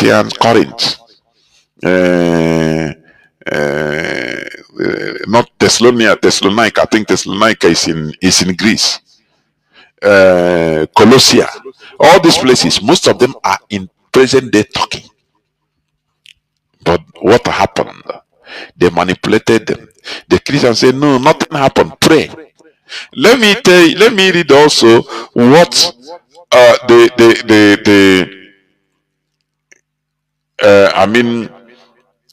this guy, Kuka. He's a Kuka group. They come to clarify what he said, which is I will read for you what they clarified. Okay, I think it's today's news headline. Today's news headline, December 1st. He said Kuka Center refutes misreports, reaffirms Bishop Kuka stand on religious persecution. Listen. The Kuka Center has issued a formal statement. Okay, in a statement released on Monday, the Kuka Center expressed a concern over recent media reports, which it says selectively quoted and distorted Bishop Kuka's comments from two major events. The launch of the 2025 World Report on Religious Freedom at the Vatican on October 21st, and his keynote address at the 46th Supreme Convention of the Knights of St. Mulumba in Kaduna in October 28. Okay. According to the center, contrary to claims in the reports, Bishop Kuka has never downplayed the gravity of faith-based persecution in Nigeria. Rather, his long-standing position has been consistent and unequivocal. These are grammar they are using to confuse people. Citing paragraph 5 of the Vatican remarks, the Kuka TKC noted that Bishop Kuka have explicitly condemned the deterioration of the security. It's not all this grammar. Condemn, no condemn. That is not the problem. The problem is their Christian genocide. That is what we want to hear. They want, these people, they know how to go around the things, before you lost the whole substance of even what you are trying to get. He said, citing the Kuka Center. Okay, citing paragraph 5 of his Vatican remarks, the Kuka Center noted that Bishop Kuka had explicitly condemned the deterioration of security and the state's failure to curb targeted killings across the country. Okay, targeted killings across the country. It's vague. In his words, we do have serious problems. The inability of the federal government and its security agencies to end these killings has created the condition for the genocide that has taken over many communities today. In many cases, they are targeted because of their beliefs, but also because of their ethnicities. Who are targeted? Do you see, he is not man enough to mention even the Christians he is representing. The Kuka Center emphasized that Bishop Kuka's Kaduna presentation, which traced the historical roots of persecution from the listen to this, which traced the persecution from the crucifixion of Christ to the martyrdom of his disciples, was aimed at strengthening Christian communities with messages of faith, solidarity, justice, and healing.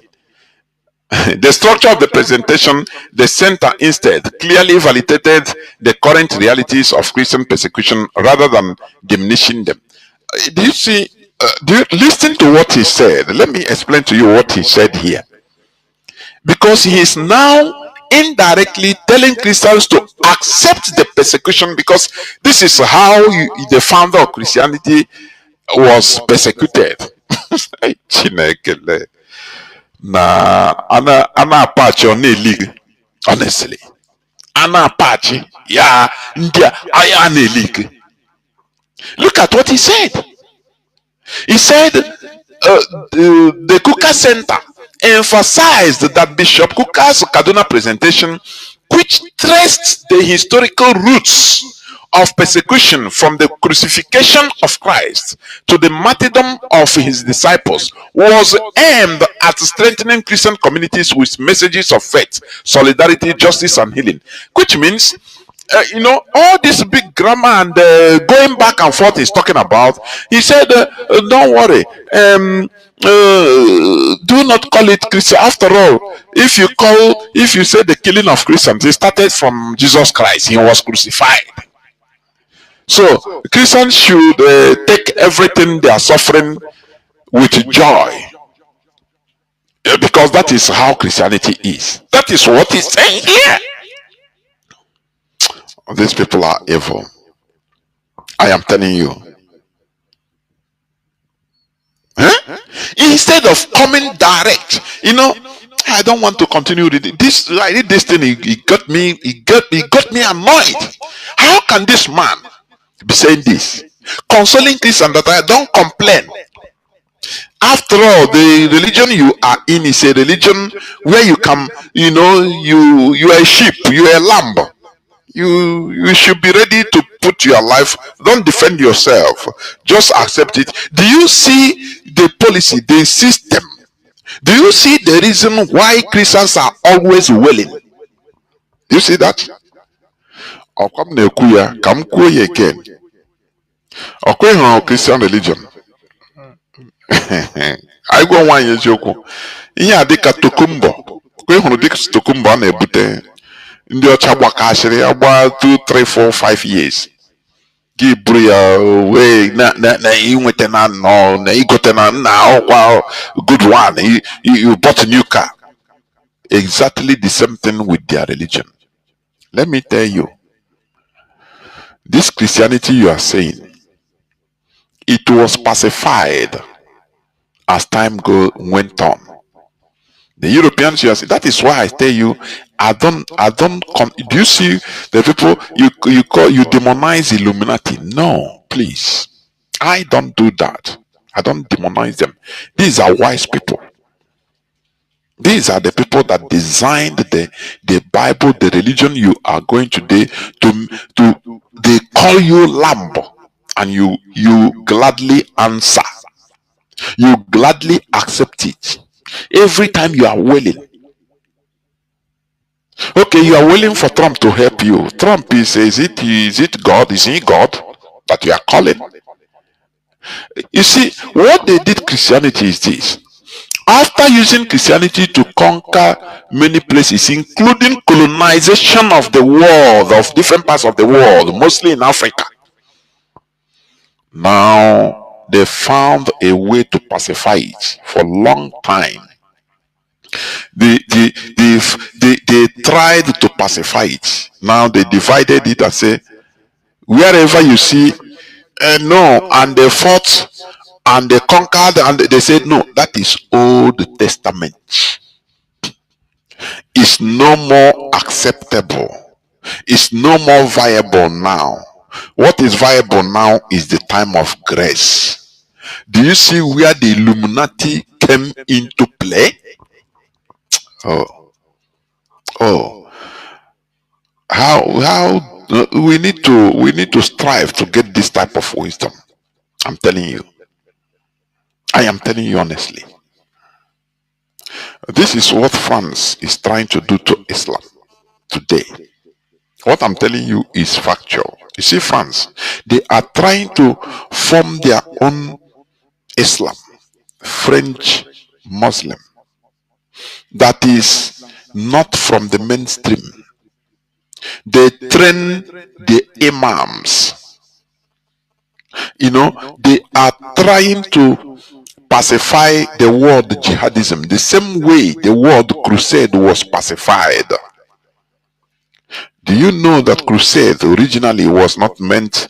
It doesn't mean this thing you are like, you see this December, many people will be putting in the poster, oh, best pastors, we are going to hold the 3 days, 4 days crusade. Crusade, the original meaning of crusade is fight. Physical fight, like jihadism. Jihad. Fight against unbelievers. Fight for the cross. That's crusade. After the Europeans use all these things, conquer the places, colonize the people, now they know that if they continue using or arming this religion or living this religion in its way, in its fighting terms, let me put it like that, that people will also, the colonized people will also use it to revolt against them. That is now the reason why they started changing texts, calling the other side is the Old Testament. You don't need to use it, but you can use it to give sermon and praise the God of David that destroyed the Philistines in physical combat. But you are not allowed today to go and conquer people. Do you see that? No,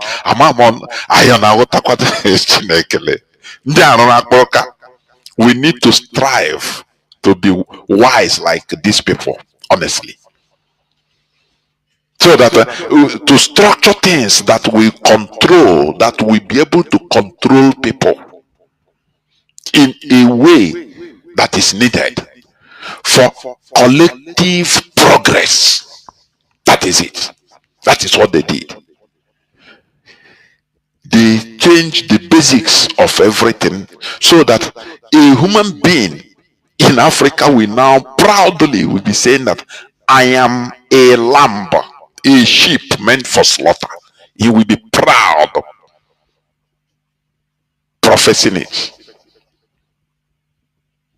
And an Igbo man that is a nwago nozie na yawa atụrụ chukwu. Don't you see that that is on the my now they no longer need to force you, but you accept to be weak. But instead, only mother like you. The thing, how treachy it is. You see, Trump, let America come, this and that. But you become powerless. If we say no, let us rise up and do something. He said, no, start quoting, no, don't do that. You have to submit yourself to the. But those people, if these people that are also Christians like Trump, like America, if they continue behaving like you, will they have that power that is needed to come and save you? This is a question. Very simple question. So Bishop Kuka, the Kuka Center is emphasizing that he traced the historical roots of persecution from the crucifixion of Christ to the martyrdom of his disciples, was aimed at strengthening Christian communities with message of faith, solidarity, justice, and healing. So those people that are being slaughtered, those Christian genocides going on, suffering the genocides in Castina Ala, in Jos, in communities in Borno, where Boko Haram has killed almost all the Christians in all the countryside. He said, no, some of all those things is not bad. After all, Christ was crucified. The disciples of Christ was killed. And they accepted it. And Christianity continues moving. So their sacrifice is for the increment, for the advancement of Christianity. So it's not a bad thing. That is what it means. Do you see? Let me tell you, in this world, if you die, you don't die forever. Forever. Onye nwụrụ ọnwụ go pay no more. It's not going to, in the next maybe 20 years, you come out from the grave. No. Yes, we believe in reincarnation, but I'm talking about that particular person in body. You see that? So, what they did,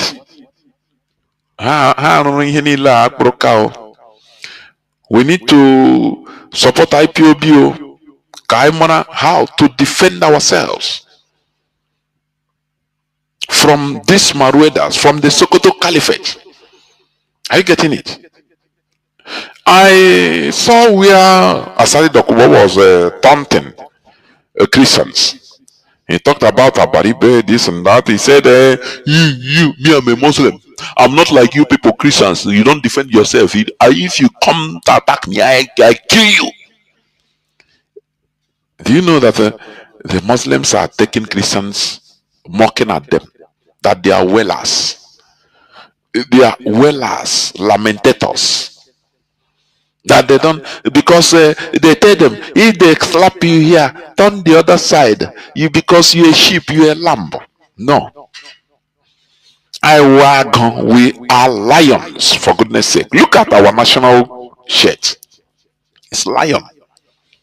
I don't know how they manage to convert many of our people, many of us we turn into weaklings, for goodness sake.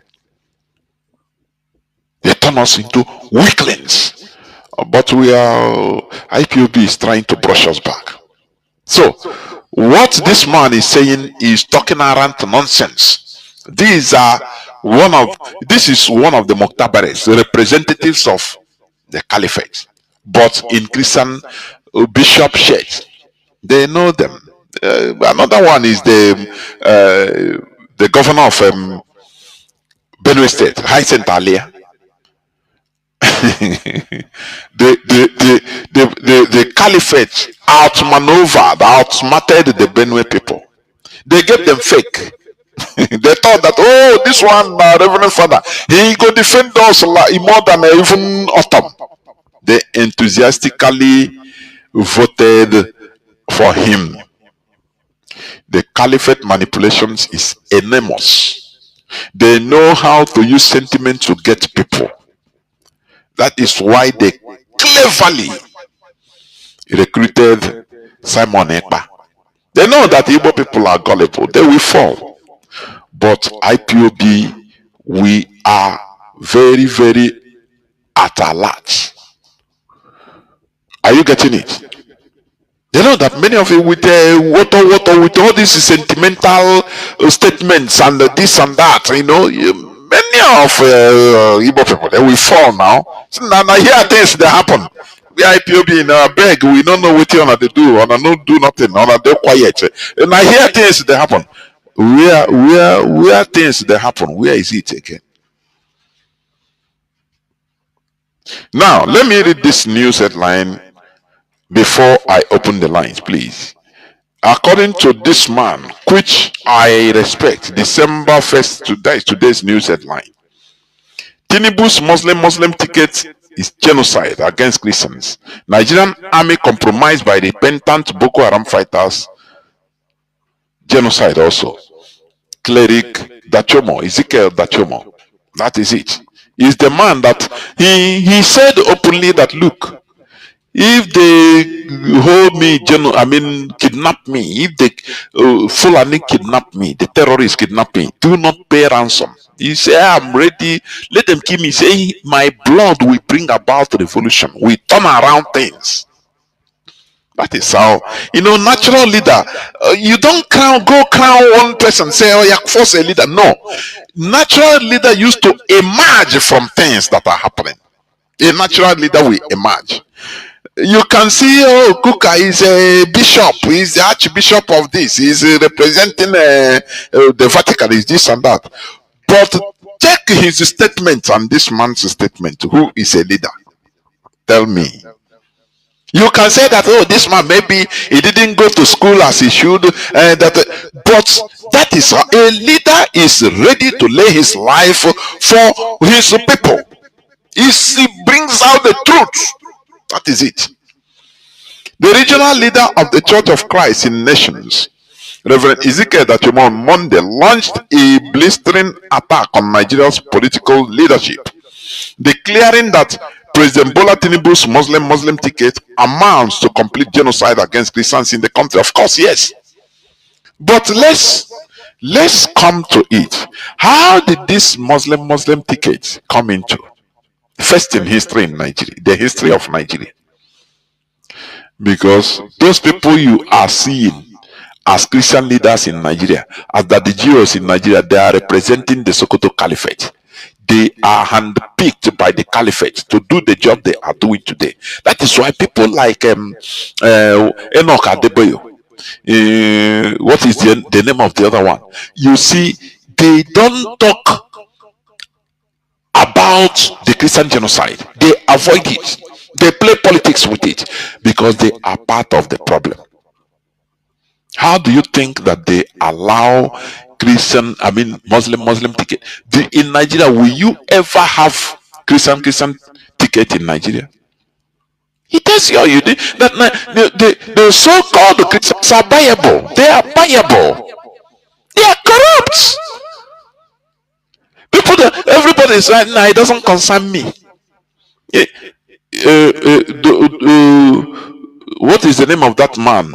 Pastor Dosu Emmanuel. More than 10 years back, he warned, he made the revelations, warned. What did the Christians do in Nigeria? It no concern me. Pray. The apostle said, pray. The only Christian president for years, good luck, Jonathan. The same people representing or working for the Sokoto Caliphate, the Christian leaders that were working for the president, the Sokoto Caliphate, they fought good luck, Jonathan, because the same Caliphate told them go and bring somebody to be a deputy president, and they brought Osimbajo, a pastor. What did Osimbajo achieve? Nothing. Nada. He was there just as a sleeping master. Even when Buhari died in office, he can't do nothing. He only is there taking money. The Caliphate will tell you, make yourself rich, take as much money as you can, no problem. But we have the control. So he takes money, contracts, everything, and he reaches his master. Is it Adeboyo or Adepoju? The so-called GO, through which the man went to become vice president. They make money, no problem. Make money.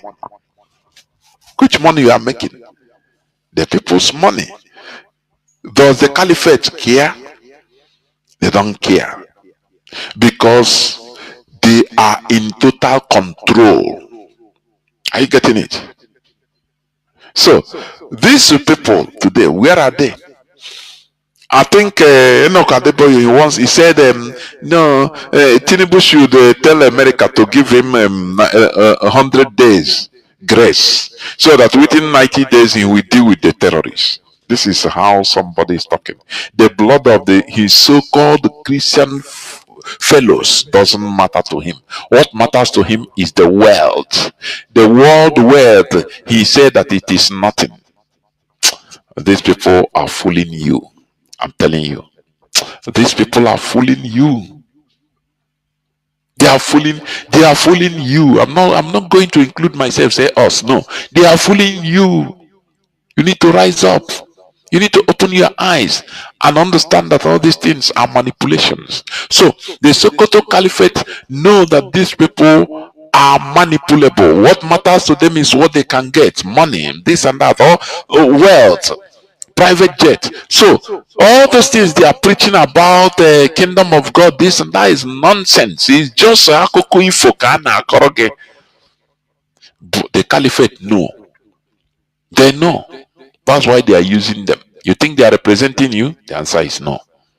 So, we must continue revealing the Sokoto Caliphate manipulations because that is how they roll. We will never allow them to continue because they continue expanding. That is their mission. That is their intention. Bishop Kuka said they don't have is the intention. They don't have any intention. It's just random. No. The intention of the caliphate right from 1804 of the establishment of the Sokoto Caliphate was to continue expanding through jihadism. So you see that Sokoto Caliphate and ISWAP, Islamic State of West Africa, is the same thing because their fight is the same thing.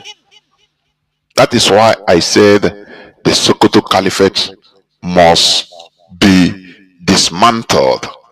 This is where I'm going to stop. I will go into just a few minutes break so that when I come back, I will open the lines so that people can start calling in. Please do not go away. I'll be right back. Now, let's go back a little bit to the southeast. Because if you could remember, that period Nnamdi Kanu was extraditioned down to Nigeria.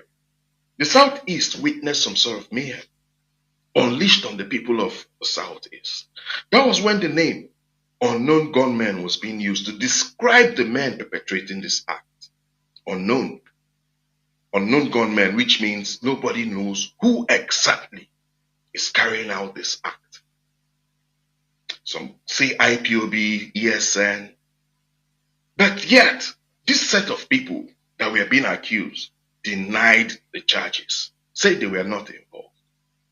Even during Nnamdi Kanu's court section, he denied the charge as well. But something happened on that very day Kanu was to be sentenced. A lady came out in front of the Federal High Court and she made very weighty allegations. Very, very weighty allegations on Asari Dokubo, pointing fingers at Asari Dokubo. I would like us to sit back and listen to this lady. I've played this video before, but I'm doing it again because I did some certain research. So sit back and relax. It's just for 30 seconds. In order to blackmail IPOB, did you know that the federal government engaged a Muslim jihadist in the person of Asede Kibo to go and guide Southeast? Did you know that the federal they broke a jail in Imo State, carried all the criminals, handed them over to Asede Kibo? He recruited them and poured them in Imo State. Did you know that the Bubago outfit is the outfit that the federal government used to carry out jihad in Imo State? And they will perpetrate this act. The next thing you will hear is IPOB. Now, who are these IPOB? You say IPOB. IPOB say it is not us. Why don't you take time and investigate? It never happened. You know that in the East today, if anybody killed, they don't carry out investigation. So all they did is to do that to set Nnamdi Kanu up to court. We are watching. We know what they want to do. Your name, my name is Lolo Neka Chimeze. I'm the president of Igbo Women Assembly. Thank you. Man, this is serious. Now, how true are all these charges? Because it kept me pondering. Well, I have to do some dig up, some in-depth research. Now, I'd like you guys to also listen to this. I have a private military company that was engaged by the government of Nigerian state. And I've been doing the work for the Nigerian state. Private military companies exist all over the world. We have Black Waters, we have Wagner, we have so many private military companies. They are not even new to Nigeria. The only thing new is that maybe a Nigerian is now providing the same services that South African and Belarusians and other people provided. And, we fought. We are fighting side by side with the Nigerian military in many places. Wow. How legal is this? I sincerely speaking, how many of you know about this private military company owned by Asari? Where does he source his weapons from? His bullets? Where and where have you been to exercise your military might? We'll be listening to Dr. Ruben Abati. First of all, he has worked with the government before. He worked in Goodluck Jonathan's government as I think a spokesman or a special advisor, one of either one of the two. On the other hand, he's also a legal practitioner, and also he's working for the media, the Arise Media Company, the Arise News. So I think he has a vast knowledge when it comes to matters like this. So let's listen to him. Let's tap from his knowledge and find out if what Asari Dokubo just made mention of, what he just said, if it's legal or not. Let's listen to Ruben Abati.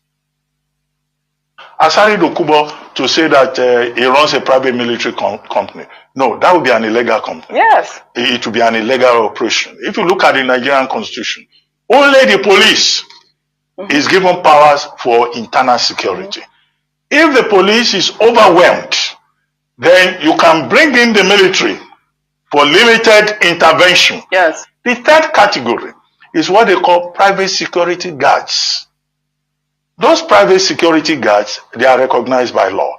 They are, under the Ministry of Interior, and the Establishment Act of the National Security and Defense Corps allows the Civil Defense Corps to license those private security guards who can be deployed either for public or private purposes. So if he's saying he has a private military company, no, that is wrong. Yeah. Because Nigeria does not recognize that. But if he says he has a private security guard company, like all these people. But he says they work hand in hand with the Nigerian military, and they've been conducting, operations in different states. Maybe he's using the wrong nomenclature. In Nigeria. Somebody cannot say, I'm running a Wagner operation in Nigeria. That would be illegal. Very well said, Dr. Abati. Well, you heard him, right? So it's completely illegal. So where is he carrying out his military exercise? Where is he performing his tasks? Who is aware of this private military company? Do you know what a private military company is? It's more or less like having a national army. That's what it entails. That's what it means. This is seriously a thing of concern. Now, my greatest fear in all of this, I want you first to listen to this first. Now look at you people in Igbo land. Look at how you are dying. Woto. You are talking. You see me? I don't run. On our head no correct. It be like on they look for who go finish on. Look for now everywhere finish on. Our Igbo brothers, it be like say sickness don't affect on our well. If on no cure on ourselves, I go provide cure for now. Welcome back. This is Radio Biafra House of Service coming to you through Radio Biafra London. My name remains Mazi, Jonathan Chinedu from Olo province of Biafra Land. And we are here live and direct. Today is the first day of December 2025. That's about Chafo. Our lines are now open, but let me say this. You see the clip I played. You see the voice of Sorry Dokubo.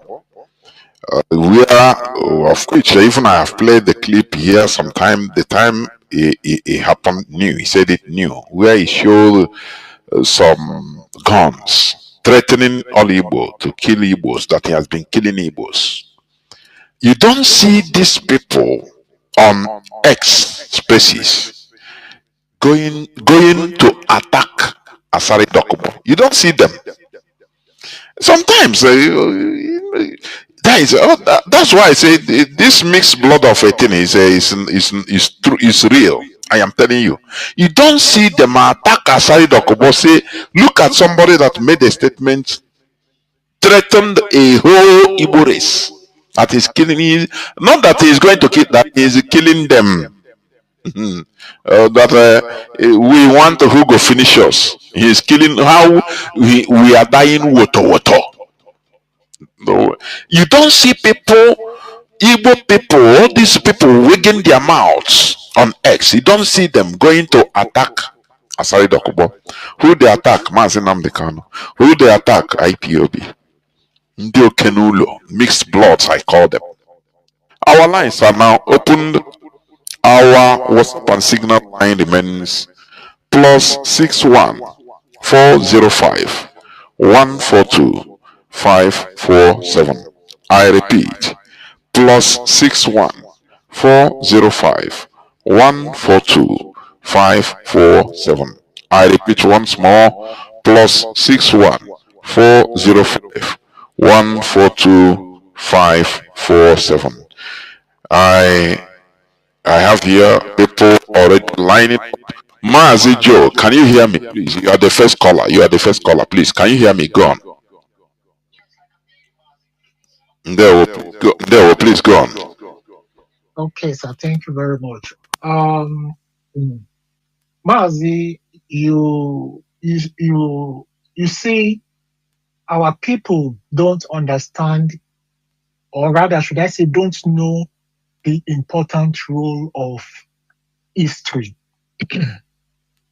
or maybe they are lazy to read, to source for informations, to know actually things that happened in the past, so that they can use it for today and for the future.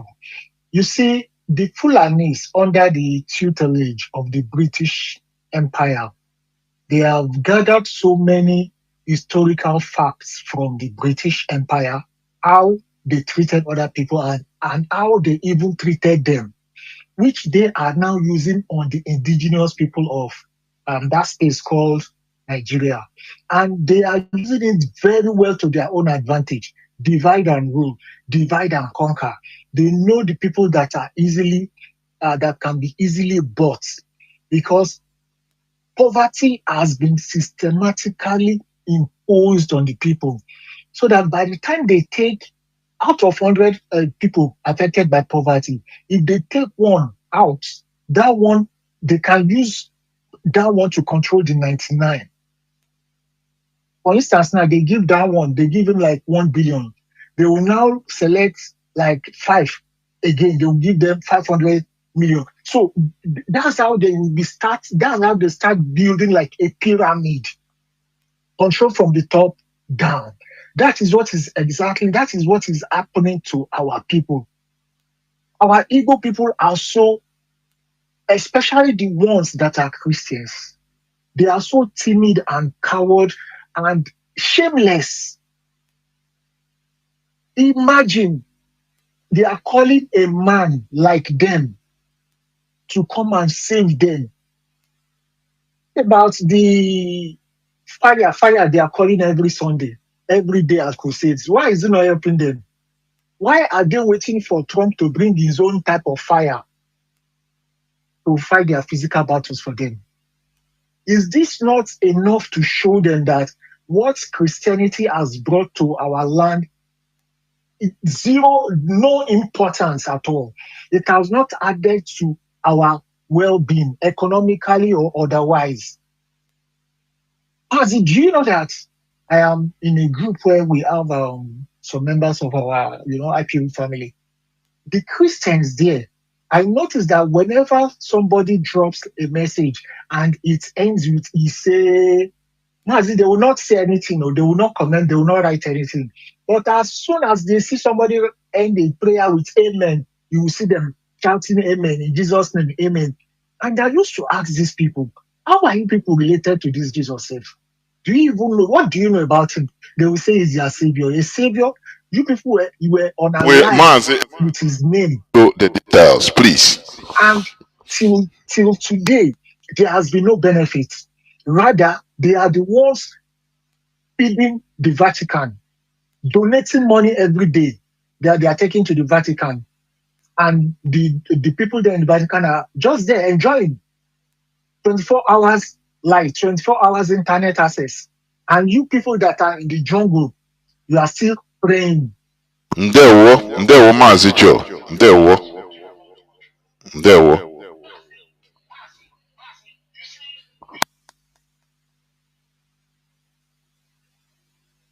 Pity us at this moment. I pity us at this moment because many of our people don't know what is facing them. They don't know what is in their front. The Fulanis are coming down. They are coming down from the middle belt. They are coming down. They are They're coming. already in our places. They are coming. And I do hope that these our people, that they will continue shouting this fire. Let's see if the fire will come. Thank you, Mazi. They are coming. They are coming. Until our people sit up. Our people continue, or many of our people continue trusting all these sellouts we call political elites. Oh, governor will protect us. You know, they are coming. You need to support IPOB. Who can believe that these Fulani terrorists will be on the rampage to this extent, even in Kwara, in different parts of the country? The other day they caught in Imo State, they caught kidnappers that are kidnapping our people, killing them in the bush. All their names, they are northerners, they are Fulani people. People don't escalate that news. You know, what again are we waiting for?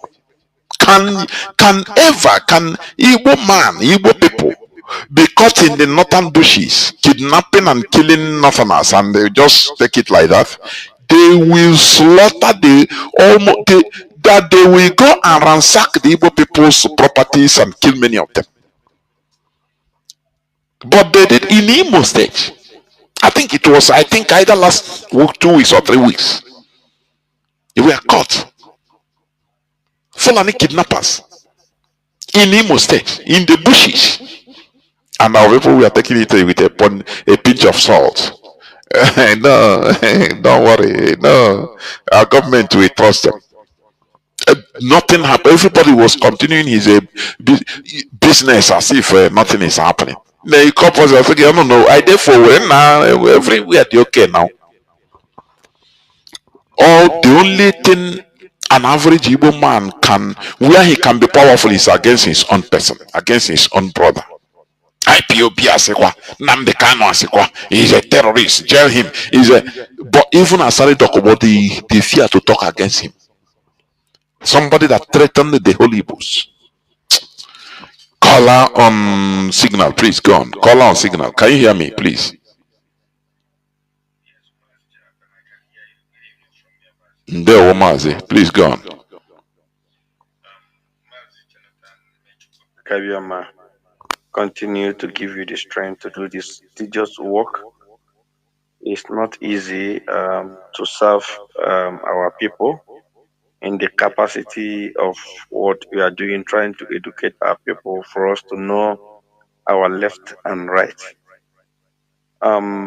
Please, before I'll continue to say what I have on my mind this evening, Mazi Jonathan, please, I beg you to allow me to make this important announcement. And I don't. Okay, Mazi, thank you so much. Announcement. The indigenous people of Biafra, which is IPOB Austria, is inviting every Nigerian living here in Austria, all Biafrans living here in Austria, is hereby inviting all men and women of good conscience, Biafrans, Christians, and all lovers of freedom and justice here in Austria to join us in demonstration against harsh Christian genocide in Nigeria, harsh freedom for Mazi Nnamdi Kanu, a prisoner of conscience. This march we are going to hold here in Austria is going to take place on 13th of December 2025.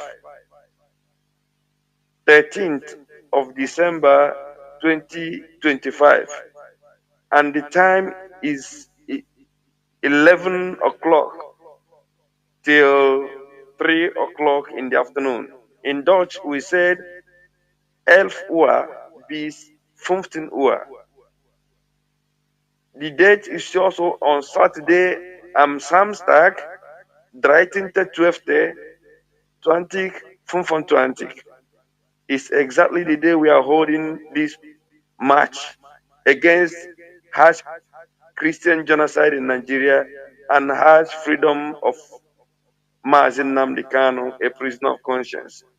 Our meeting point on this particular day is Vienna Stad Supper.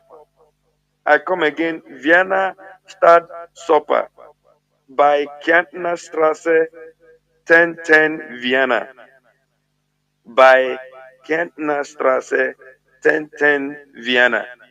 Most of us that are living in Vienna, or those that will be coming from other states here in Austria down to Vienna, we know how to connect ourselves. Call the number of our national coordinator or any IPOB coordinator. They will direct you exactly the point where we are going to meet on that particular day, which I have already announced here. This march is what everybody, all IPOB here in Austria, we must make ourselves available, because it's going to be on Saturday. So nobody is going to say, because I'm going to work, I'm not going to be in this protest. It is a protest that all of us must be there. And every Nigeria, if you hate the injustice that's being perpetrated in the innocent people of these killings that are going on in Nigeria through these Fulani herdsmen, Boko Haram, ISWAP, so just name them. Join us in this on this day, on 13th of 12. Let's come together and raise our voice so that the world will hear about these killings that is happening in Nigeria. Because there is a word that said, if you see something, say something. Because you don't know if it's going to happen to you. Most of you will be traveling back to Nigeria. And if you don't have a safe place, anything, remember the woman that came with his family from Canada that was kidnapped. They raped her, raped the man, raped her daughter, that even the woman swear that she will never come back to Nigeria, even after when she regained her life from that atrocity being committed on that woman. So when we are doing this thing, it's not about IPOB, it's about letting the world know what is happening in that country so that there will be safety. So that anytime you travel, you won't be afraid that somebody is going to kidnap you. Come and join us, so that we will let the world know what is happening.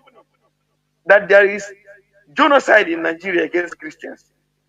And also to let the world know the injustice that has happened to our leader Mazi Nnamdi Kanu, which every Nigerian today know that this concocted nonsense that this madman called James Omotosho have done through those that are contracted him to do this injustice. We have to let the whole world know that Mazi Nnamdi Kanu is a prisoner of conscience. This man, they went to Kenya, kidnapped him, tortured him, extraordinary rendition back to Nigeria, broken the international law. All this thing is going to be open on this particular day, and we ask everybody, please, all road lead to Vienna on 13th of December 2025. Mazi Jonathan, thank you, my brother. And Mazi, I want to beg you for something, if it is possible for you, due to the nature of my job. I change the job. Whenever you are doing program, I always try to run back home early so that I can listen, because in a working place, sometimes it's not allowed. And I want, if possible, I will post this thing to you through signal. Maybe if you, anytime you come on program, please, if you can help us to announce it, so that the program will be in the mind of Biafrans that Austria family is holding a protest on 13th of December 2025. If I happen to call and get in, maybe I can announce it on myself. Thank you much, Jonathan, for giving me this opportunity. There, Mazi. I just want to Just send say it. a little thing. Okay, thank you, Mazi. Thank you. I just want to say a little thing concerning the program of tonight. Mazi, the truth is that there is a genocide in Nigeria where it doesn't matter any boy they buy. It doesn't matter what any contract they give to Bishop Coker. A man that I thought by now he's the one that will be on top of his voice shouting about this killing. Today, he have turned 360, begin to defend the Fulanis that are killing. The life these people have murdered in Nigeria is unbearable. This is what Mazi Nnamdi Kanu shouted in 2014, that they are coming. And when they come, the army and police will guide them, will support them. Nigerian government will support them. It is about Islamization. It's about killing the Christians and to make Nigeria an Islamic country. And it have started since the so-called dead Buhari came in, and at the end of the day, he ended on Bola Ahmed Tinubu as a Muslim president, and Shetima as a assistant Muslim president. So why can't them support this killing? Because for them, most especially the Sokoto Caliphate, they believe that Nigeria believed in, is on their hand. This is why they make that place a supreme to any other chieftaincy in Nigeria. That place, even when Prince Charles came to Nigeria, he went there. He never come to this house. So for you to know that these people, what they are doing, they know what they are doing. They believe that Nigeria, and that's why their forefather Ottoman Dafodio started this thing, lead to his son called Ahmad Bello. He said they are going to dip their Quran in the sea. Where is this? They want to come down to south. Whether you people like it or not, war is coming. These people are not giving up. Earlier, our people get ready, so that anything you hear, you can be able. You people should not allow this thing to be how these people, they just came, rush our people in sudden and kill our people in thousands. What happened in 1966 to 1970 will not repeat itself. You shame. Only 2026, that these people want to unleash mayhem in Nigeria. Most especially in the Igbo, our Biafran people. These governors and these politicians are not going to serve you people. Their children is in abroad. Their wives, if he starts, all of them will jump their plane and run away. It will remain you. But now IPOB is shouting. They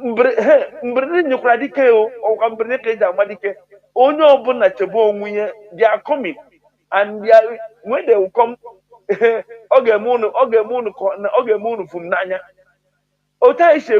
when they believe that feel that what we are saying here, we are joking. When it will happen, Jonathan, thank you, my brother, for giving me this opportunity. I will try to send this thing immediately to you. maybe you can help us to keep on sounding it until the protest is over. Thank you, Mazi. There were. Thank you very much. There were.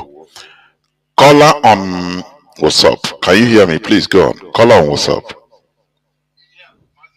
Can hear you. Can you hear me? Yes, yes, go on. Let me just try and be brief as I can. This is Nnamdi calling from Ireland. Thank you very much for taking my call. There. Yeah, thank you. Mazi, you see Trump, why Trump called these people a disgraced country? Trump does not just call them disgrace. Disgrace is it's a very, very derogatory word. If you call somebody a disgrace, that means that person may not recover from that word for a long time. So Trump did not just call them a disgrace. He called them a disgrace because these people negotiate with terrorists. You know, USA have a policy that they don't negotiate with terrorists, even if maybe they may do it at the back or something, but they have a policy. This is what they show to the world. We don't negotiate with terrorists. But Nigeria negotiate with terrorists. That was why when they kidnapped these same terrorists, kidnapped American citizens, Trump was in power that time, around 2018 or so. Trump had to send US special forces to go there and kill all the terrorists and rescue the citizens. They rescued the citizens alive and killed the terrorists. And this is why Trump called them disgrace. That how can him from far around America we send troops, we come down and neutralize these terrorists and save the citizens. And the Nigerian government that USA has been giving military hardware, military this support, money, funds, and Nigerian government has not solved this terrorism since he has been in power before. Joe Biden has done his own and left.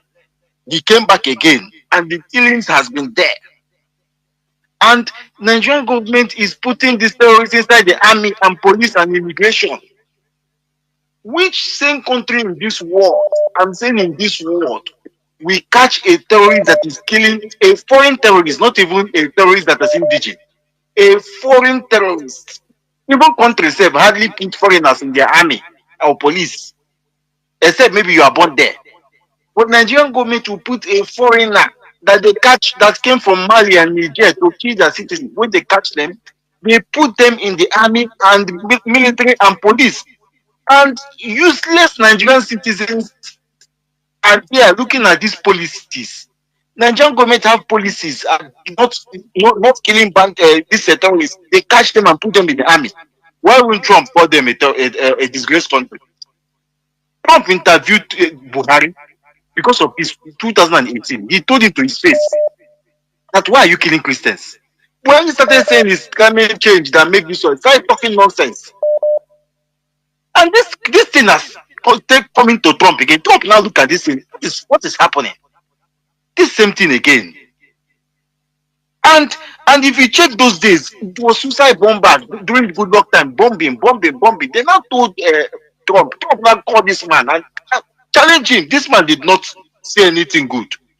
And you can see the last thing I want to say, before I drop, you can see that Gumi is trying to paint these Fulani terrorists. He's trying to paint them like kidnappers. He's not trying to put them like terrorists that are killing people, taking over communities. That is why in his interview, he said that they only kidnap children for ransom, that they don't kill people like forcefully, like how IPOP became military.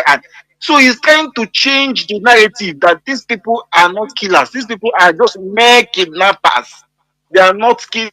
You see, Nigerian media do not ever report when these people go to Benue communities to kill in numbers, to kill in numbers. Nigerian media will downplay it. But Nigerian media will always report kidnapping.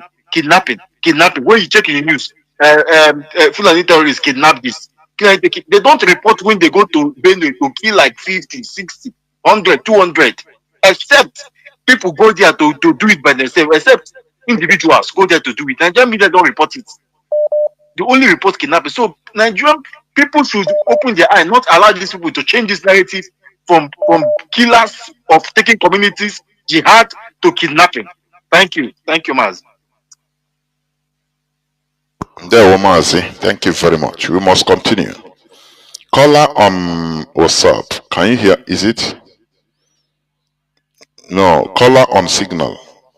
Mazi Celestin, but can you hear me?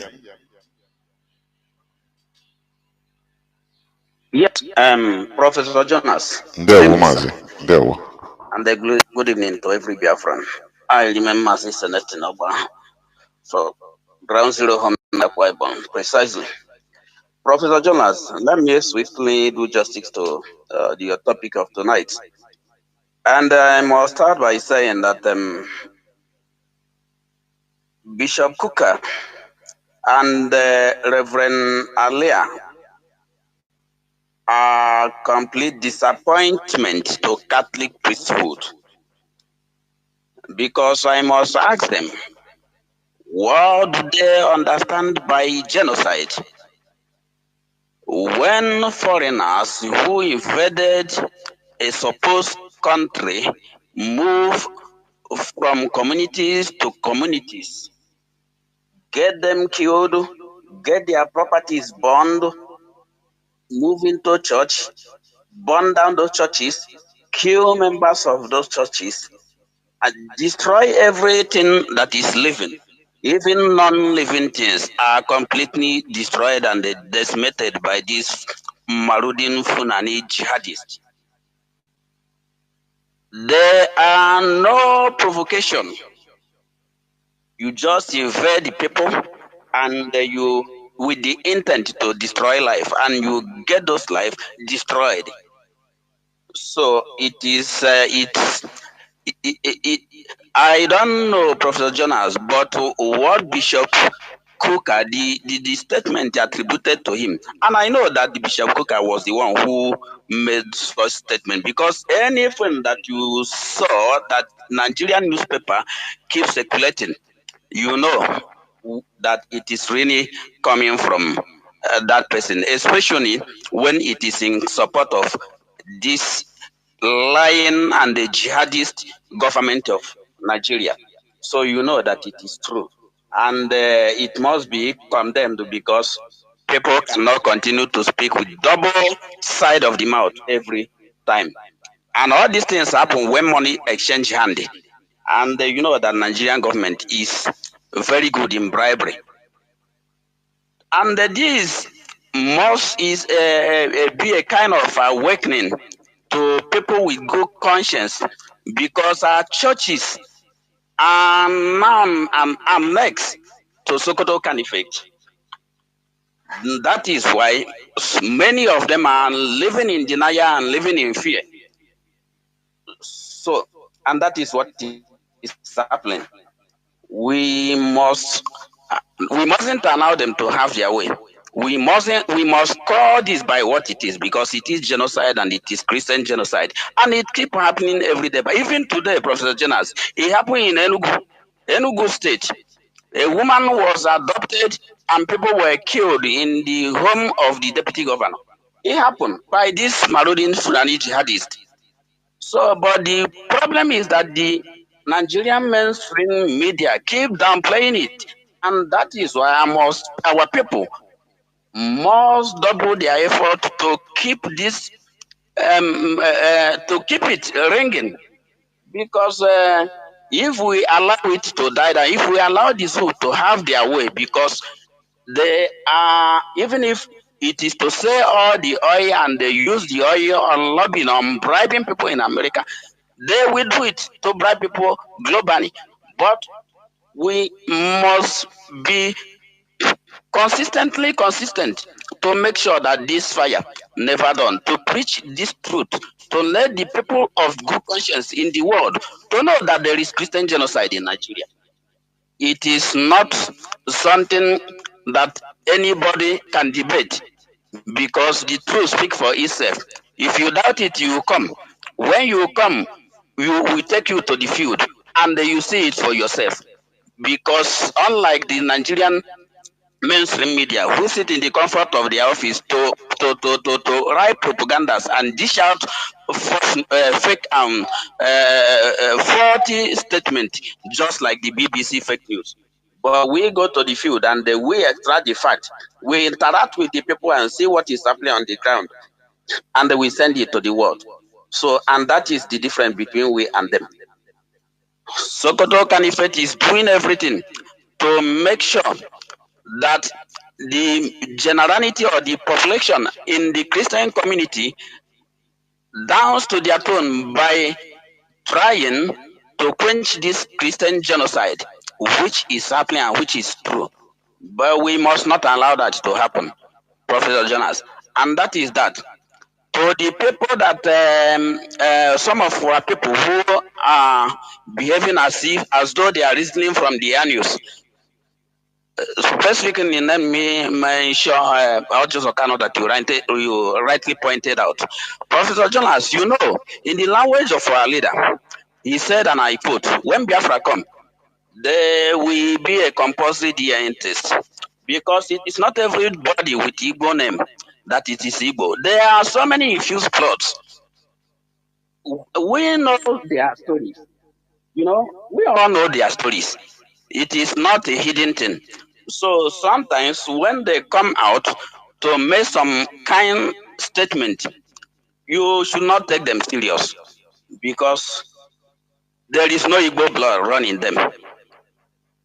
But when Biafra come and we have the full DNA test, you would be surprised at the result that will be produced. So, Professor Jonas, let me leave it here. Thank you for doing this great work. We must continue to do what we are doing, and Biafra will come at the end of the day. Almost say Biafra. Say almost say Biafra. There were almost a Biafra. There were. Thank you very much. There were. Caller on WhatsApp, please go on. Can you hear me? Mazi, I can hear you. Good evening, sir. My name remains Ndana Madu. There were. Precisely from Igbocha, but right now I am at Opara's land, which is Anambra, Oparandi Igbo. Mazi, I am so happy to come on this.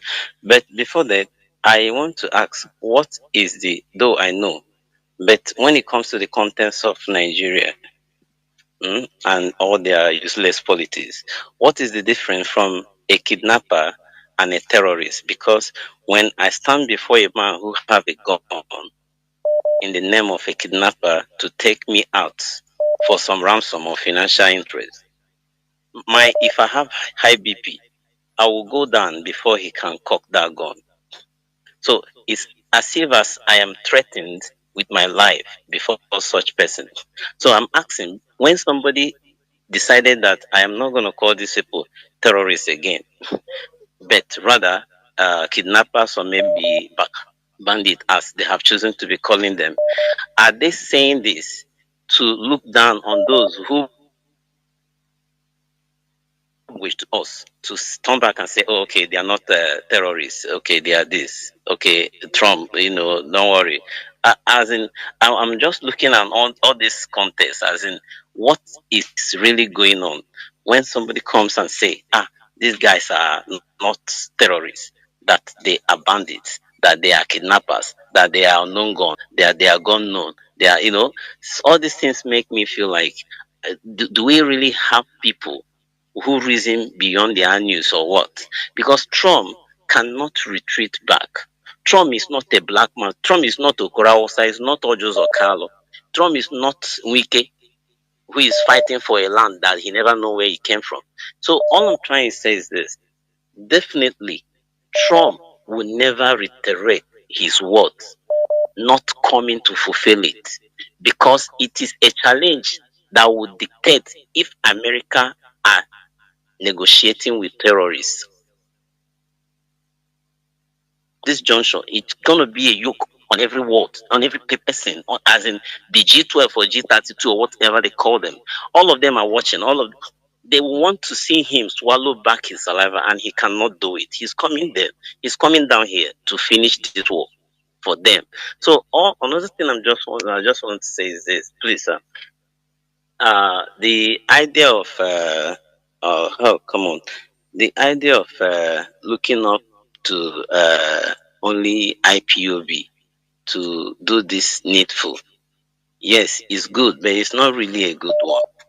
I think there are a few persons that are dictating, even here that I am in Anambra, Some persons are like, Are you sure that this is real? Radio Biafra talking. Yes, it's real. And some of them are they are listening. Even this night as I'm standing here, I can even give one of the elders to talk. But that's not why I called now. All I'm saying is that those of them who are in our chanja, like you used to say, can we meet them one on one secretly for them to remit something for us? Sorry for saying it on air, because this thing is looking as if they leave everything for us. Yes, we can do it, but our financial strength is not really strong enough.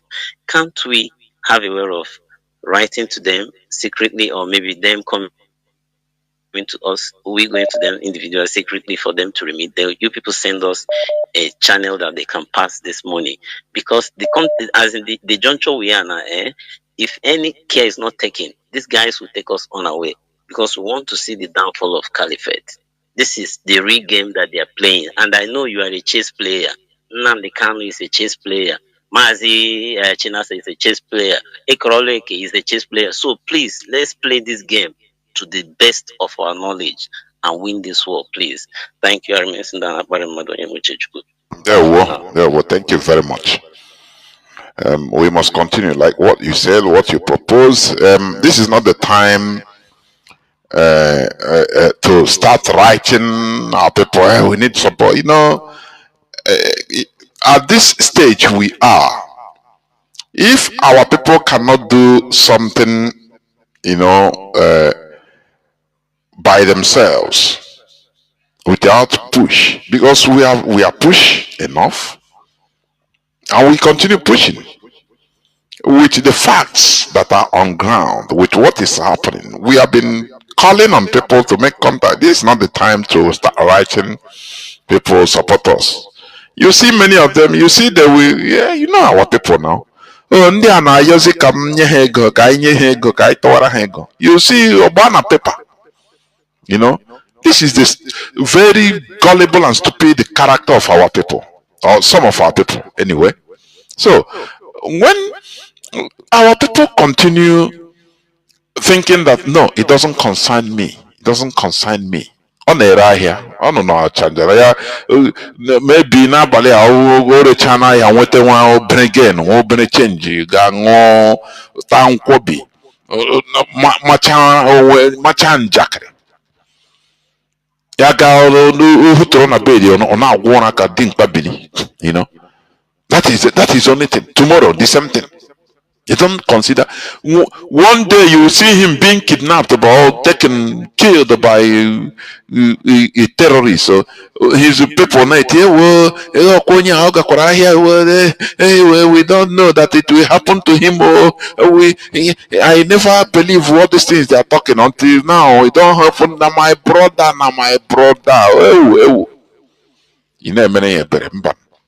The time of pity and pain. The cry of our people, all this some useless cries, it doesn't touch me any longer at all. Say yes. Okay, retention your okay,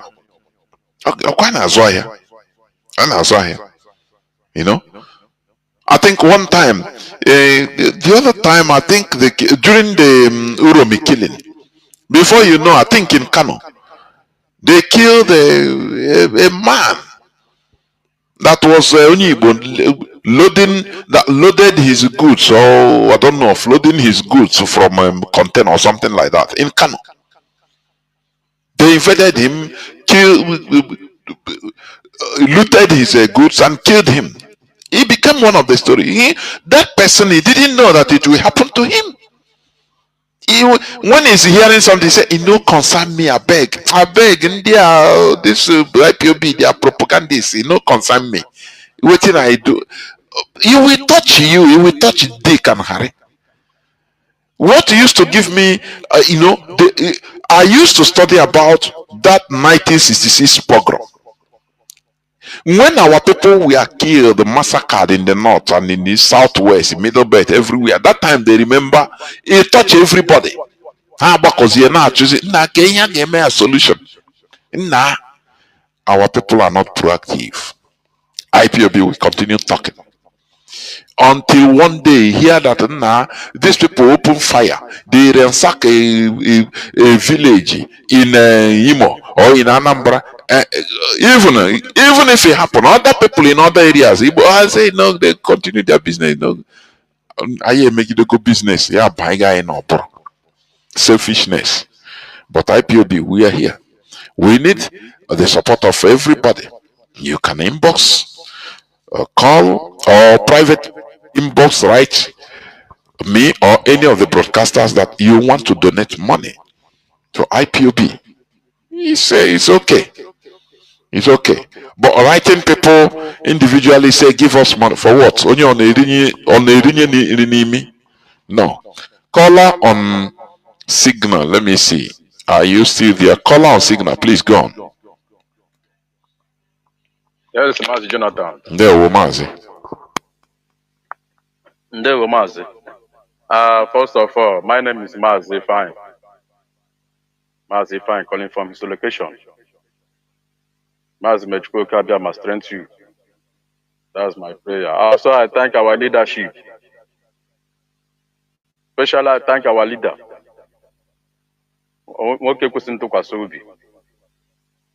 May your days be long. You will live and see Biafra. Also, I thank our gallant men, Eastern Security Network. Mechko Kabia must strength you people. We are not going to go back. We must continue this work. Mazi, let me chip into your program this night.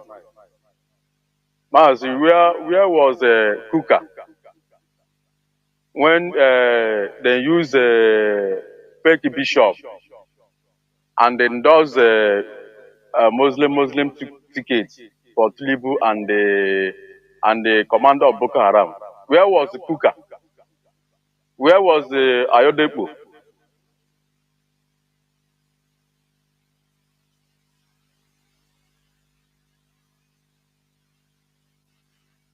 Mazi, are you still there? All right. So, where was them? See, this man tried to deny the reality, the facts on ground because of money. Now that these clergymen, they are not really, practicing what they are preaching. Mazi, in our crocodile eyes, in our own time, a bishop refused to die. He refused to die. Rather, he paid ransom, millions of naira, for him to live. Mazi, does that not teach us a lesson? Our people, I don't know when they will know something. Now, see how they are killing Christians.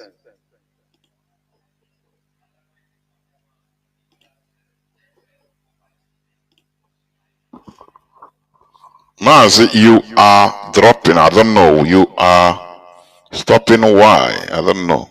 Oh, it's reconnecting. Reconnecting. Okay, I think you have made your point. Caller on WhatsApp, please go on. Can you hear me? You'll be the last caller. Caller on WhatsApp, please. Can you hear me? Yeah, yes, Mazi. Mazi, good evening. On there, Mazi, please go on. Mazi, Biko, I don't know, I don't know how to put it. But to be honest with you, on Manesum, and I have many questions to ask the DOS and the Mazi Chinasa, but I will reserve some on program. My question is, why are these people afraid of people say that they eat money? This thing we are talking about, these people are coming, we keep on announcing on the radio. We have units. Can they mandate us? Every month we pay 20,000 each unit. It's what we are doing to ourselves, for God's sake. Mazi Nnamdi Kanu is our leader, yes. But if he's not in the picture, the leader is the DOS. Every unit of 20 or 50 or whatever, Mazi. Let us help ourselves. We are not all that hungry here. I have called this radio several times. The pledge of 20,000 maker since the last 2 years. I have called where to deposit this money. And up to today, no answer. Mazi, this thing is getting out of hand. How long are we going to keep on complaining? Does that mean that na Biafra land now here now? Or na we to see anything to contribute? Let them bring out strategies. The zone, each zone, Ghana contribute more 30 or 40 or 50. In every month, we can do it, Mazi. I don't know why they are afraid of bringing some strategies that Mazi, can you hear me? accusing them of eating anymore. Mazi, can you hear me? I'm hearing you. Okay. I understand your point, but let me tell you this. Because sometimes, what we tell people in private is good. We say it so that people will understand. We have been soliciting for funds everywhere. In Biafra land because of the situation of things in Biafra land and even in Nigeria in general, there are ways things are. Now, you can privately contact me or even another a broadcaster. Contact me and say, please, I want to donate. I want to support what you are doing. People are doing it, even from Biafra land, for your information, privately. But there is amount that is needed because there is a risk involved in it. Providing account, even on everything. Mazi, you should understand. We are fighting, monsters everywhere. Mazi, IPOB is fighting monster. Everywhere. Are you getting what I'm saying? There is a minimum amount that is required. If you want to donate, we tell you there is this minimum amount you can donate. Otherwise, there is no need for you to donate. Because you cannot use because of some little amount of money, give out account, when you're going to mess up that account. Our people know how to mess things up. I am telling you. So when you see the leadership taking some precautions, do not blaze out of experience.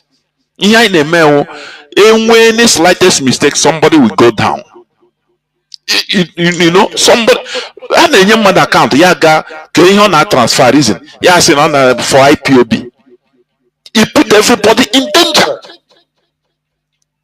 So our people don't understand. Is it because of, for example, 20,000 naira? Now you can risk people's life? No. We don't do it. If it is, for example, you contribute money, for example, in group, onya with the 10, onya with the 20, onya with the 30, onya with the 5, onya with the 1. You can call and say, okay, lay the amount of money you want to contribute. After all, people, even personally, I've been giving out, people are contacting me personally, even from Biafra land. Some amount of money. It's normal. So our people should understand this and stop blaming, this and that. There are things people don't understand or will not know until maybe you go to any slightest mistake you make, people's life is at risk. That is what you should understand. So it's not something that will be announced every time. The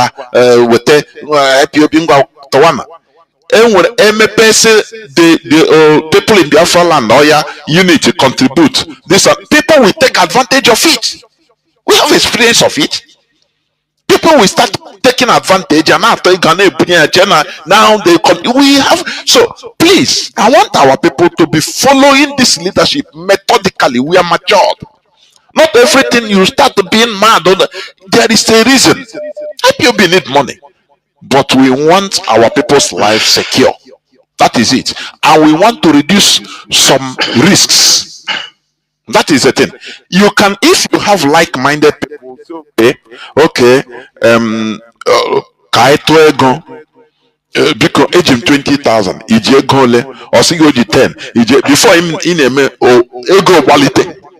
Now you make contact, you say, okay, for us not to do this, let me contact, or please, Mazi, we have so amount of money we want to donate to IPOB. Here also so group. How do we do it? It's reasonable.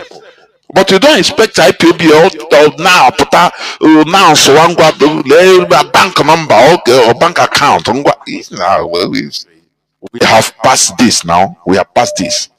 So It's okay. that is the thing. Mazi, So you should understand Mazi, it. I what you are saying, Yes. the issue now, because I have raised this thing now our side, now our name bit now. Has again, no, they don't do anything without the instruction of IPO. This kind of open and you make new or maybe you personally when make you with yeah they can 1 million or 500 or 200 yeah. Say kind of now I got I know some people do with 20, 30, 40. I contribute. Has him but in a choir Nandi Shiga Bamba Naga make As long it's not Mazi, let me tell you, it's not mandated. Enwere onye a na-asị tọọ ụtụ na Biafra land ihe gbasara ka no mana if it comes from your mind, for example, otu ị nwere the mindset to give, to donate, now you see another person, you talk to him, not order from my leadership, no, but nna ihe a metụrụ m n'obi, nna, can you do it? He said okay. Onya, can you do it? It's allowed, but it's not an order that everybody contribute, no. Because people in ground zero, we know what they are suffering. But there are still some, because of like what you said, and when they okay there are people that I even personally through me, there are people that have been contacting me, giving money, as they can. So it's something but only limit.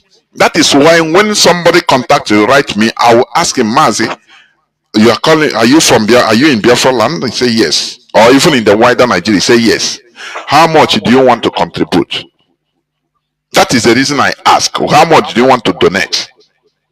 Or same so amount. Say okay. If you don't reach, I said no. The order from the leadership is this: the money must reach so amount before we can provide any account for you. If not, there is no need. You were on another be that's a little money you were in your full IPOB, just it's part of the giving. In here say na your business out anything in it's the same thing. But if you can do it now, you can gather like-minded people. It's not mandatory. Say you must give, okay, natural can can we contribute so that we donate? Now here, it's like that. That is the way. That is it. There It's okay, Mazi. There Mazi, Udochiko Kagama, the Korage. There Thank you very much. Yeah. Caller on Mazi Emi Chris. Can you hear me? I can hear you, Mazi. Good evening from here. There please, Mazi, make it brief because yeah, there I had your broadcast all this while. We are very, very how we are feeling so happy. The cities of Nigeria and the couple to Igbo politicians and the Igbo political elite, what they call it. Your broadcast said here, I think we as the IPOB or as the Igbo, I am a Benihai Choronando. This lifestyle of the Igbo, they would more the time. In this critical situation where we are at Igbo, you see some people celebrating Igbo Day now at Scotland, celebrating Igbo Day now New York, making all this rubbish, this new social media noise. And I don't know whether you have seen a video of one lady. I think obviously you must seen it. One lady who came previously trying to condemn much and they come and say the same thing also Jews are arrested. The point of this trouble that we as the people have not rise up. I want the time whereby such a woman by night would have received a dirty slap, only slap, beat her mercilessly. By I don't think people of Palestine will come on the road and talk about it, wrong about the Hamas, what do they call it? You can't talk wrong about them because you know the consequences you face. This is the point. If you have not gotten to this point, we think by talking is the only way to solve our problem. Yes, it takes us a long time trying to educate our people. And the environment where our people are is not a conducive one. You can educate somebody for the past 20 years. The next 5 or 2 years, they will listen to rubbish on their social media or people around him. He will change his mind again. The only thing I find very difficult in Igbo people is to change from their normal life to go to a different lifestyle. Anything out of that, they become upset. Comfortability, relaxing very well, wherever you go, find a very comfortable house, ride your car, live your family. If you want to take all these things from the life of Igbo, you are causing problem. So our people have not rise up or have not wake up to understand the peculiarity or the situation the Igbo are in. Those are fighting us. And you said they vigorously divided our Igbo nation. And they are working hard. You know, when they are saying that, when we talk about Igbo, say, it's not only 5 states. Believe me, a child that was born 10 years ago will not even know that the Igbo people are not 5 states. You believe that? Because that is what he was saying. That the Igbo people are 5 states.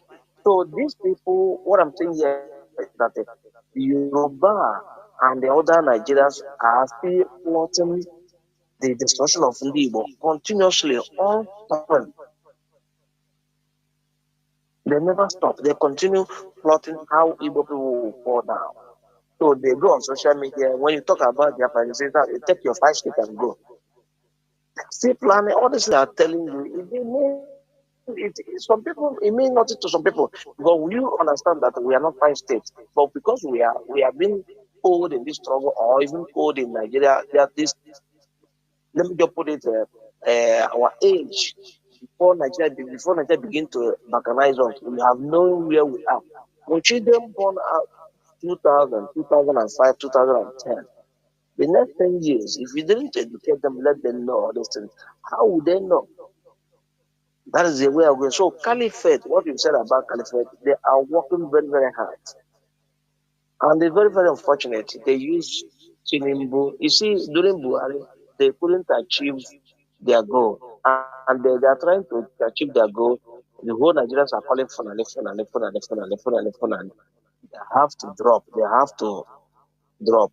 And they put Chinedu to use Tinubu to accomplish what they want to do. Now, you cannot say that Fulani person is in power.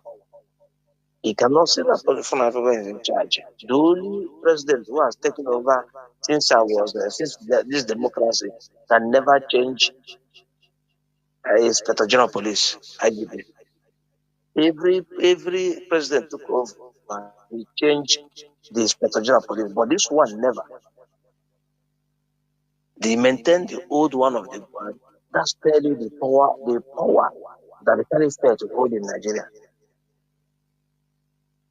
So this is what we are going to. So my main point is, my man, why I call it that we will rise up. This kind of people that make all traffic against IPOB, against Mazi Nnamdi Kanu, honestly, we'll be ready to go to prison with them because of them. If that lady that made us, if I even to see that lady in this country, we are or somebody like Juice Okal, any day I walk on the street towards Juice Okal, if you don't hear that they make this in prison or being arrested, any day I call this lady Biafrans, ask me to drop. Because we'll get to that point. Disgrace them in the public, give them a dirty slap. And one of the person who went and looked for Obiano, when Obiano came to Italy, and he hid, we couldn't see him. Time shall come, our people should rise up. When you hear somebody talk rubbish against IPOB, against Mazon, give that person a slap there instantly without wasting time. If you mess up, beat him very, very well. That's where we are going to stop this nonsense.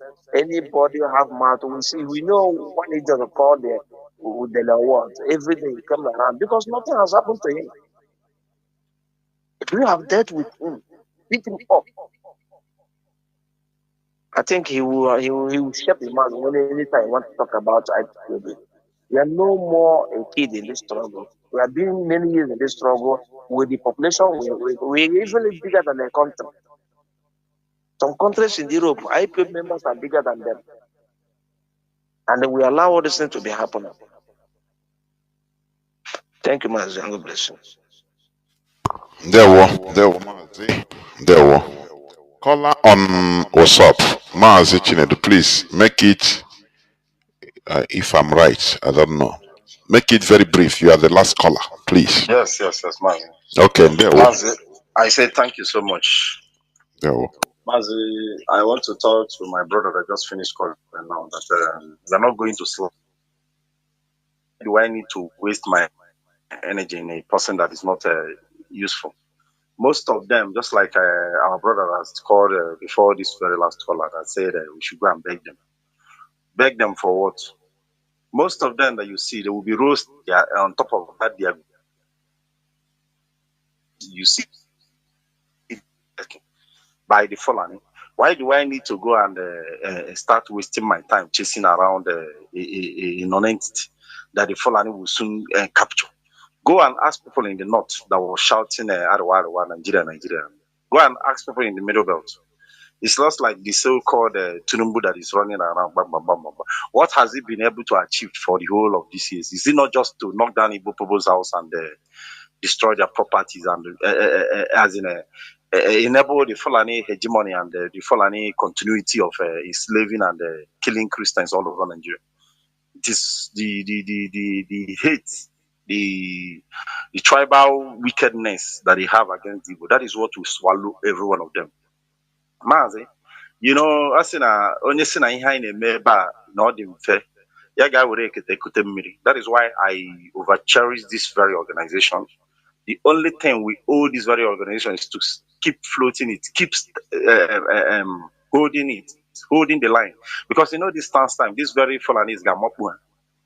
Do you know presently now, none of them can travel anywhere, even a 1 kilometer journey. They are all afraid that the so-called ragtag Fulanis will capture them.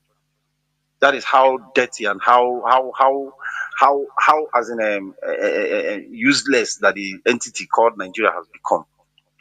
The so-called Fulani jihadish that is killing Christians. It is this same British that is encouraging it, because like father like son, the whole violence, the whole war that you have all over the world, it is caused by this same shameless British. If it's not because of the resistance of people in America, America wouldn't have been in existence today. What useful has the Britain become to the world?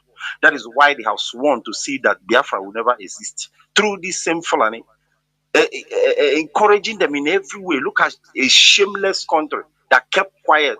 This the so-called zoo, rogue and criminally, as in a turn everything upside down and sentence themselves, thinking that they sentenced Mazi Nnamdi Kanu. And none of them said anything. Is it not this in Nigeria that Anthony Guterres came and encouraged them to put the Fulanese terrorists in the army? Look at how they are going around. Or last Sunday they went to a church and killed people, killing Christians as if they are all fly. And this same killing did not start today. Because as in onye bank because we have been keeping quiet. And I want to use this opportunity to encourage or advise the world. We are not children, neither are we fools. We have been educated, we have been exposed to all what is happening. We can do these things on our own. What we need is just that, recognition of the sovereignty of Biafra. How can we just sit down in our place and people are killing us like flies and think that they can get away with it? What is encouraging this? Is it not the Nigerian state? The Nigerian state established by Lord Lugard, by the devilish Lugard through British, it is what have been eating the lives of every Nigerian, every indigenous person. You don't have light, you don't have water, you don't have security, nothing you can, anything that you can, even the things that animals have been able to provide for them, Nigerians, the so-called nation or whatever they call themselves, have not been able to provide it. You go to the hospital, before you know, they take out your kidney, they take out your livers and sell them. Pure daylight, what they call it, cannibalism. What is there to preserve Nigeria for? Is it the so-called uniform people that is in the street killing young men, taking their? Look at what they did in the East. Look at what the so-called Nigeria did in the East.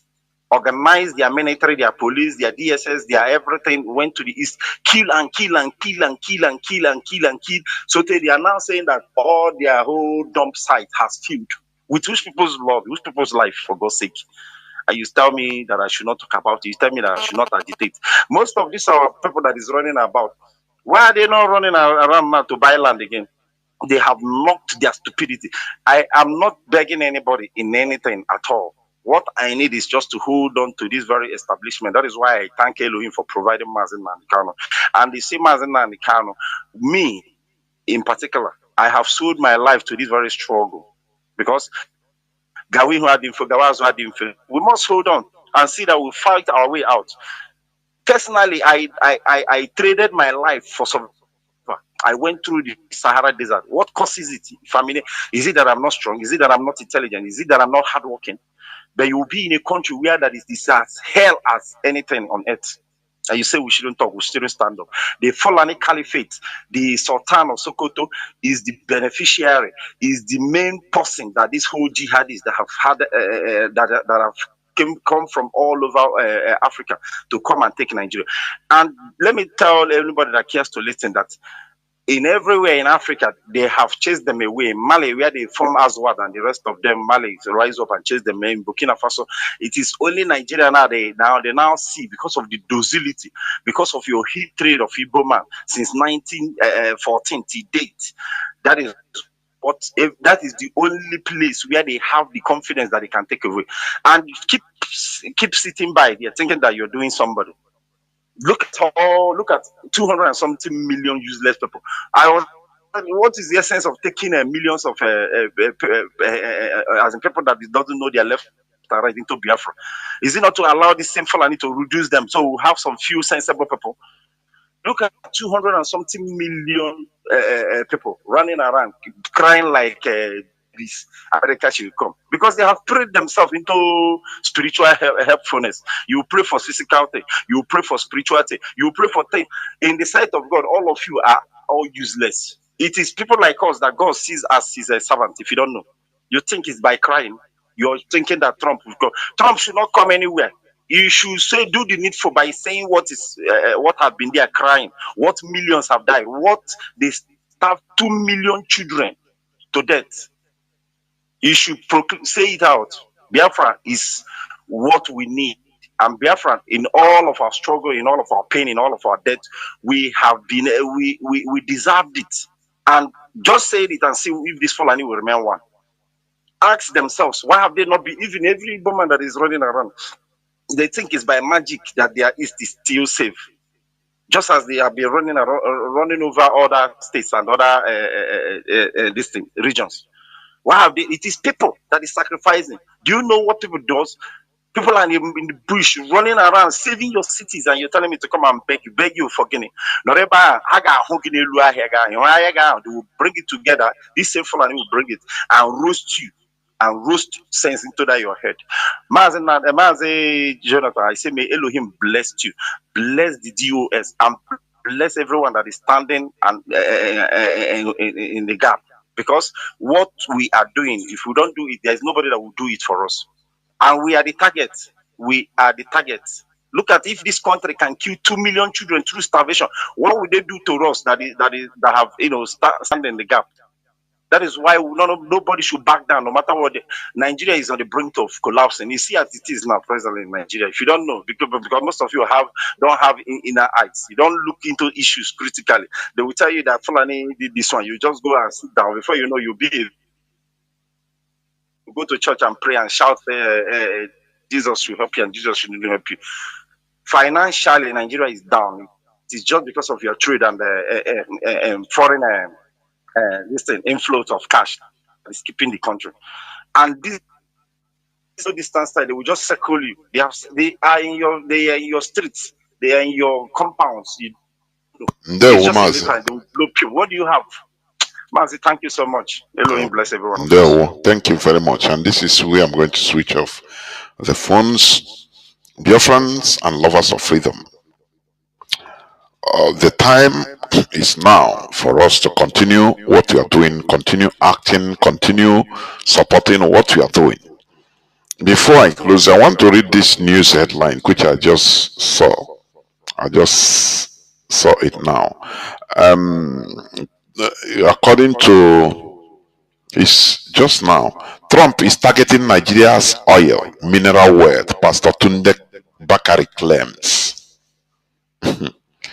It's today's news, you know. These are people. I don't know. You go into these people's churches, you see thousands, if not hundreds of thousands of people, or millions even, contributing money that make them who they are every time. Now, why can't these people, the members, just be asking questions? Say, why is what the GO downgrading what is going on? You know, the devil is in the details. You know, these people, they train them, brainwash them never to ask questions. That is the worst part of this religion. Don't ask a question. Your pastor he knows everything. So why should you, once he tells you something, do you know that it is just, do you know that this church is monarchy, it's a government of its own? Do you know that? It's monarchy, where somebody is divinely ordained. So everything he says goes. You don't need to argue. You don't need to ask a question. You just do it. It's just like what in catechism, the infallibility of Pope. Is what is going on today. So when even the people that are being murdered, the Christian genocide that is going on by the Sokoto Caliphate, right from time immemorial. Now the pastors that's supposed to escalate it, they are tuning it down that it is not occurring. What does it tell you? Pastor, he said Trump is targeting Nigeria's oil, mineral wealth. Pastor Tunde Bakari claims. Now, is Nigeria oil profitable to Nigerians? That is the question. Is Nigeria crude oil from our land, is it profiting you and mine? Where there is no running, no electricity. What then are we talking about? Oh, he's targeting.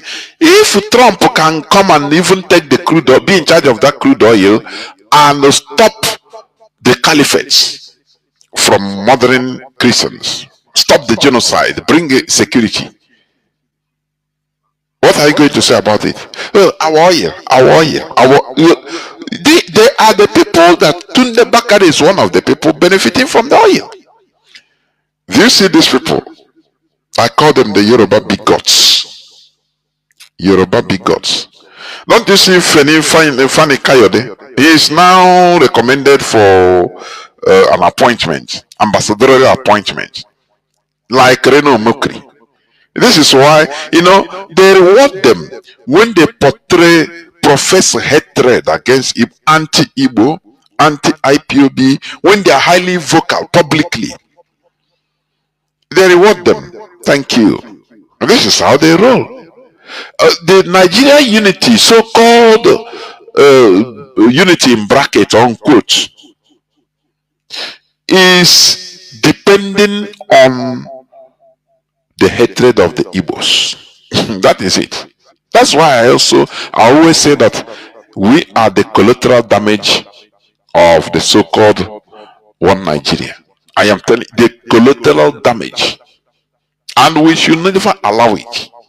Otherwise, the continuous existence of the so-called Nigeria means our disintegration. That is Igbo disintegration, Igbo destruction. That is what it means. That is it. You cannot eat your cake and have it. We cannot be a people together under one Nigeria. It's impossible. Either Nigeria exists to our destruction, or we exist as a people to the destruction of Nigeria. It will happen. So you see, this Tunde Bakari, if you go there now, you see thousands and thousands of his people donating their hard-earned money. He brainwash people. They are Igbo people. Most of them are Biafrans. They don't ask questions. Some come from even Middle Belt, where all this genocide is taking place, but they don't ask him questions because he's God. He is God. Pastor have spoken, so he's a monarch. His word is the word of God. See, Trump is targeting Nigeria's oil, mineral wealth. Is what Trump is targeting. So it's better to continue in this quagmire so that the Christians, people are being chased away from their ancestral lands. Terrorists occupy there. People are living under bondage. Christians have been even being taxed to pay by the terrorists. They are being either given option either to convert or to die. In Nigeria, these people are not seeing it. These are the agents of the Sokoto Caliphate. I continue telling you. Tunde Bakaro, Enoch Adeboyo, the other one, Adepoju Abi, I don't know. Adebayo, I don't know. Kuka. All of them are agents of the Caliphate, the Sokoto Caliphate. All of them. This one now, the time, he's protecting his brother. He's a Yoruba person. Imagine what they did during Jonathan regime. How many children are being kidnapped every day in Nigeria today? But look at Jonathan time. Bring back our girls. Where is RBL Excelency? May I tell you that you see the caliphate. They are dribblers. One they dribble you, they use you, dribble you, piam. Cannot be Exequesili. Can she organize people, bring back our girls? Where is she? Champion, bring back our girls, bring back our girls, bring back. When they see weak, I don't blame anyway. When they see weak person, they rise up. Weakling. That's why strive not to be weak, honestly.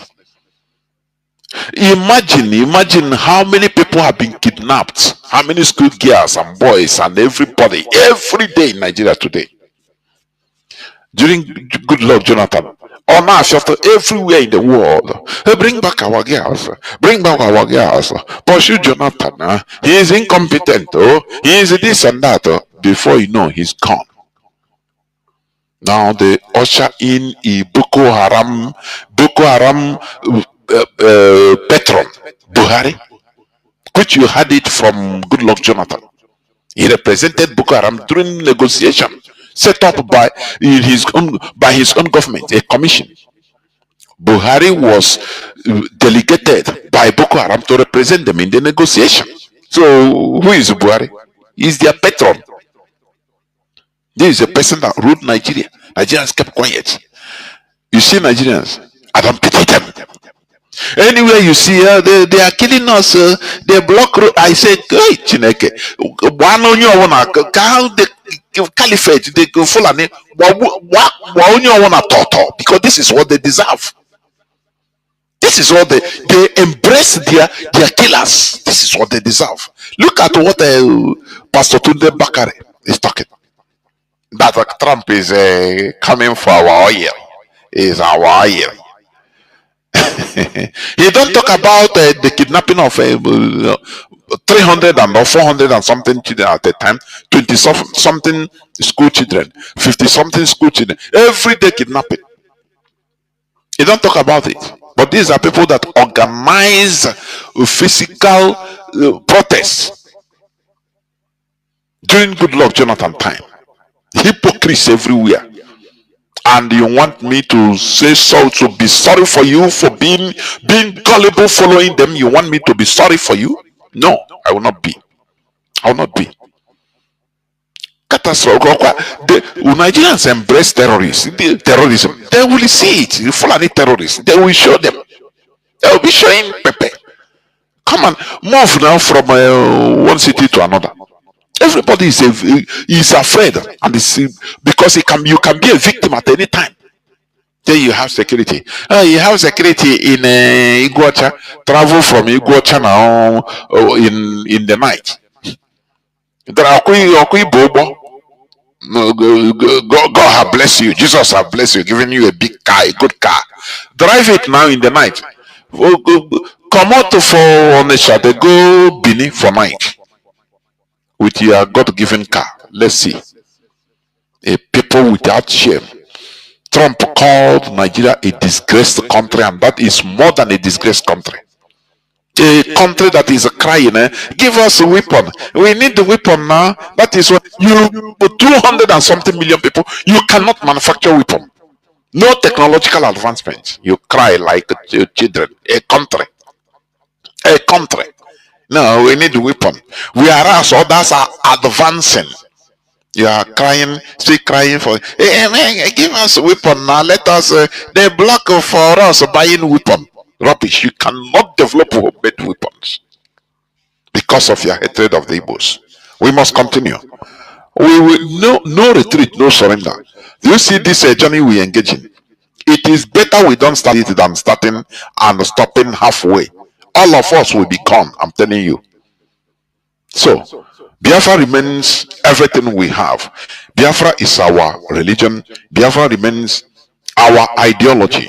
And you can never defeat ideology. Wole Soyinka said it. He won Nigeria several times. Right from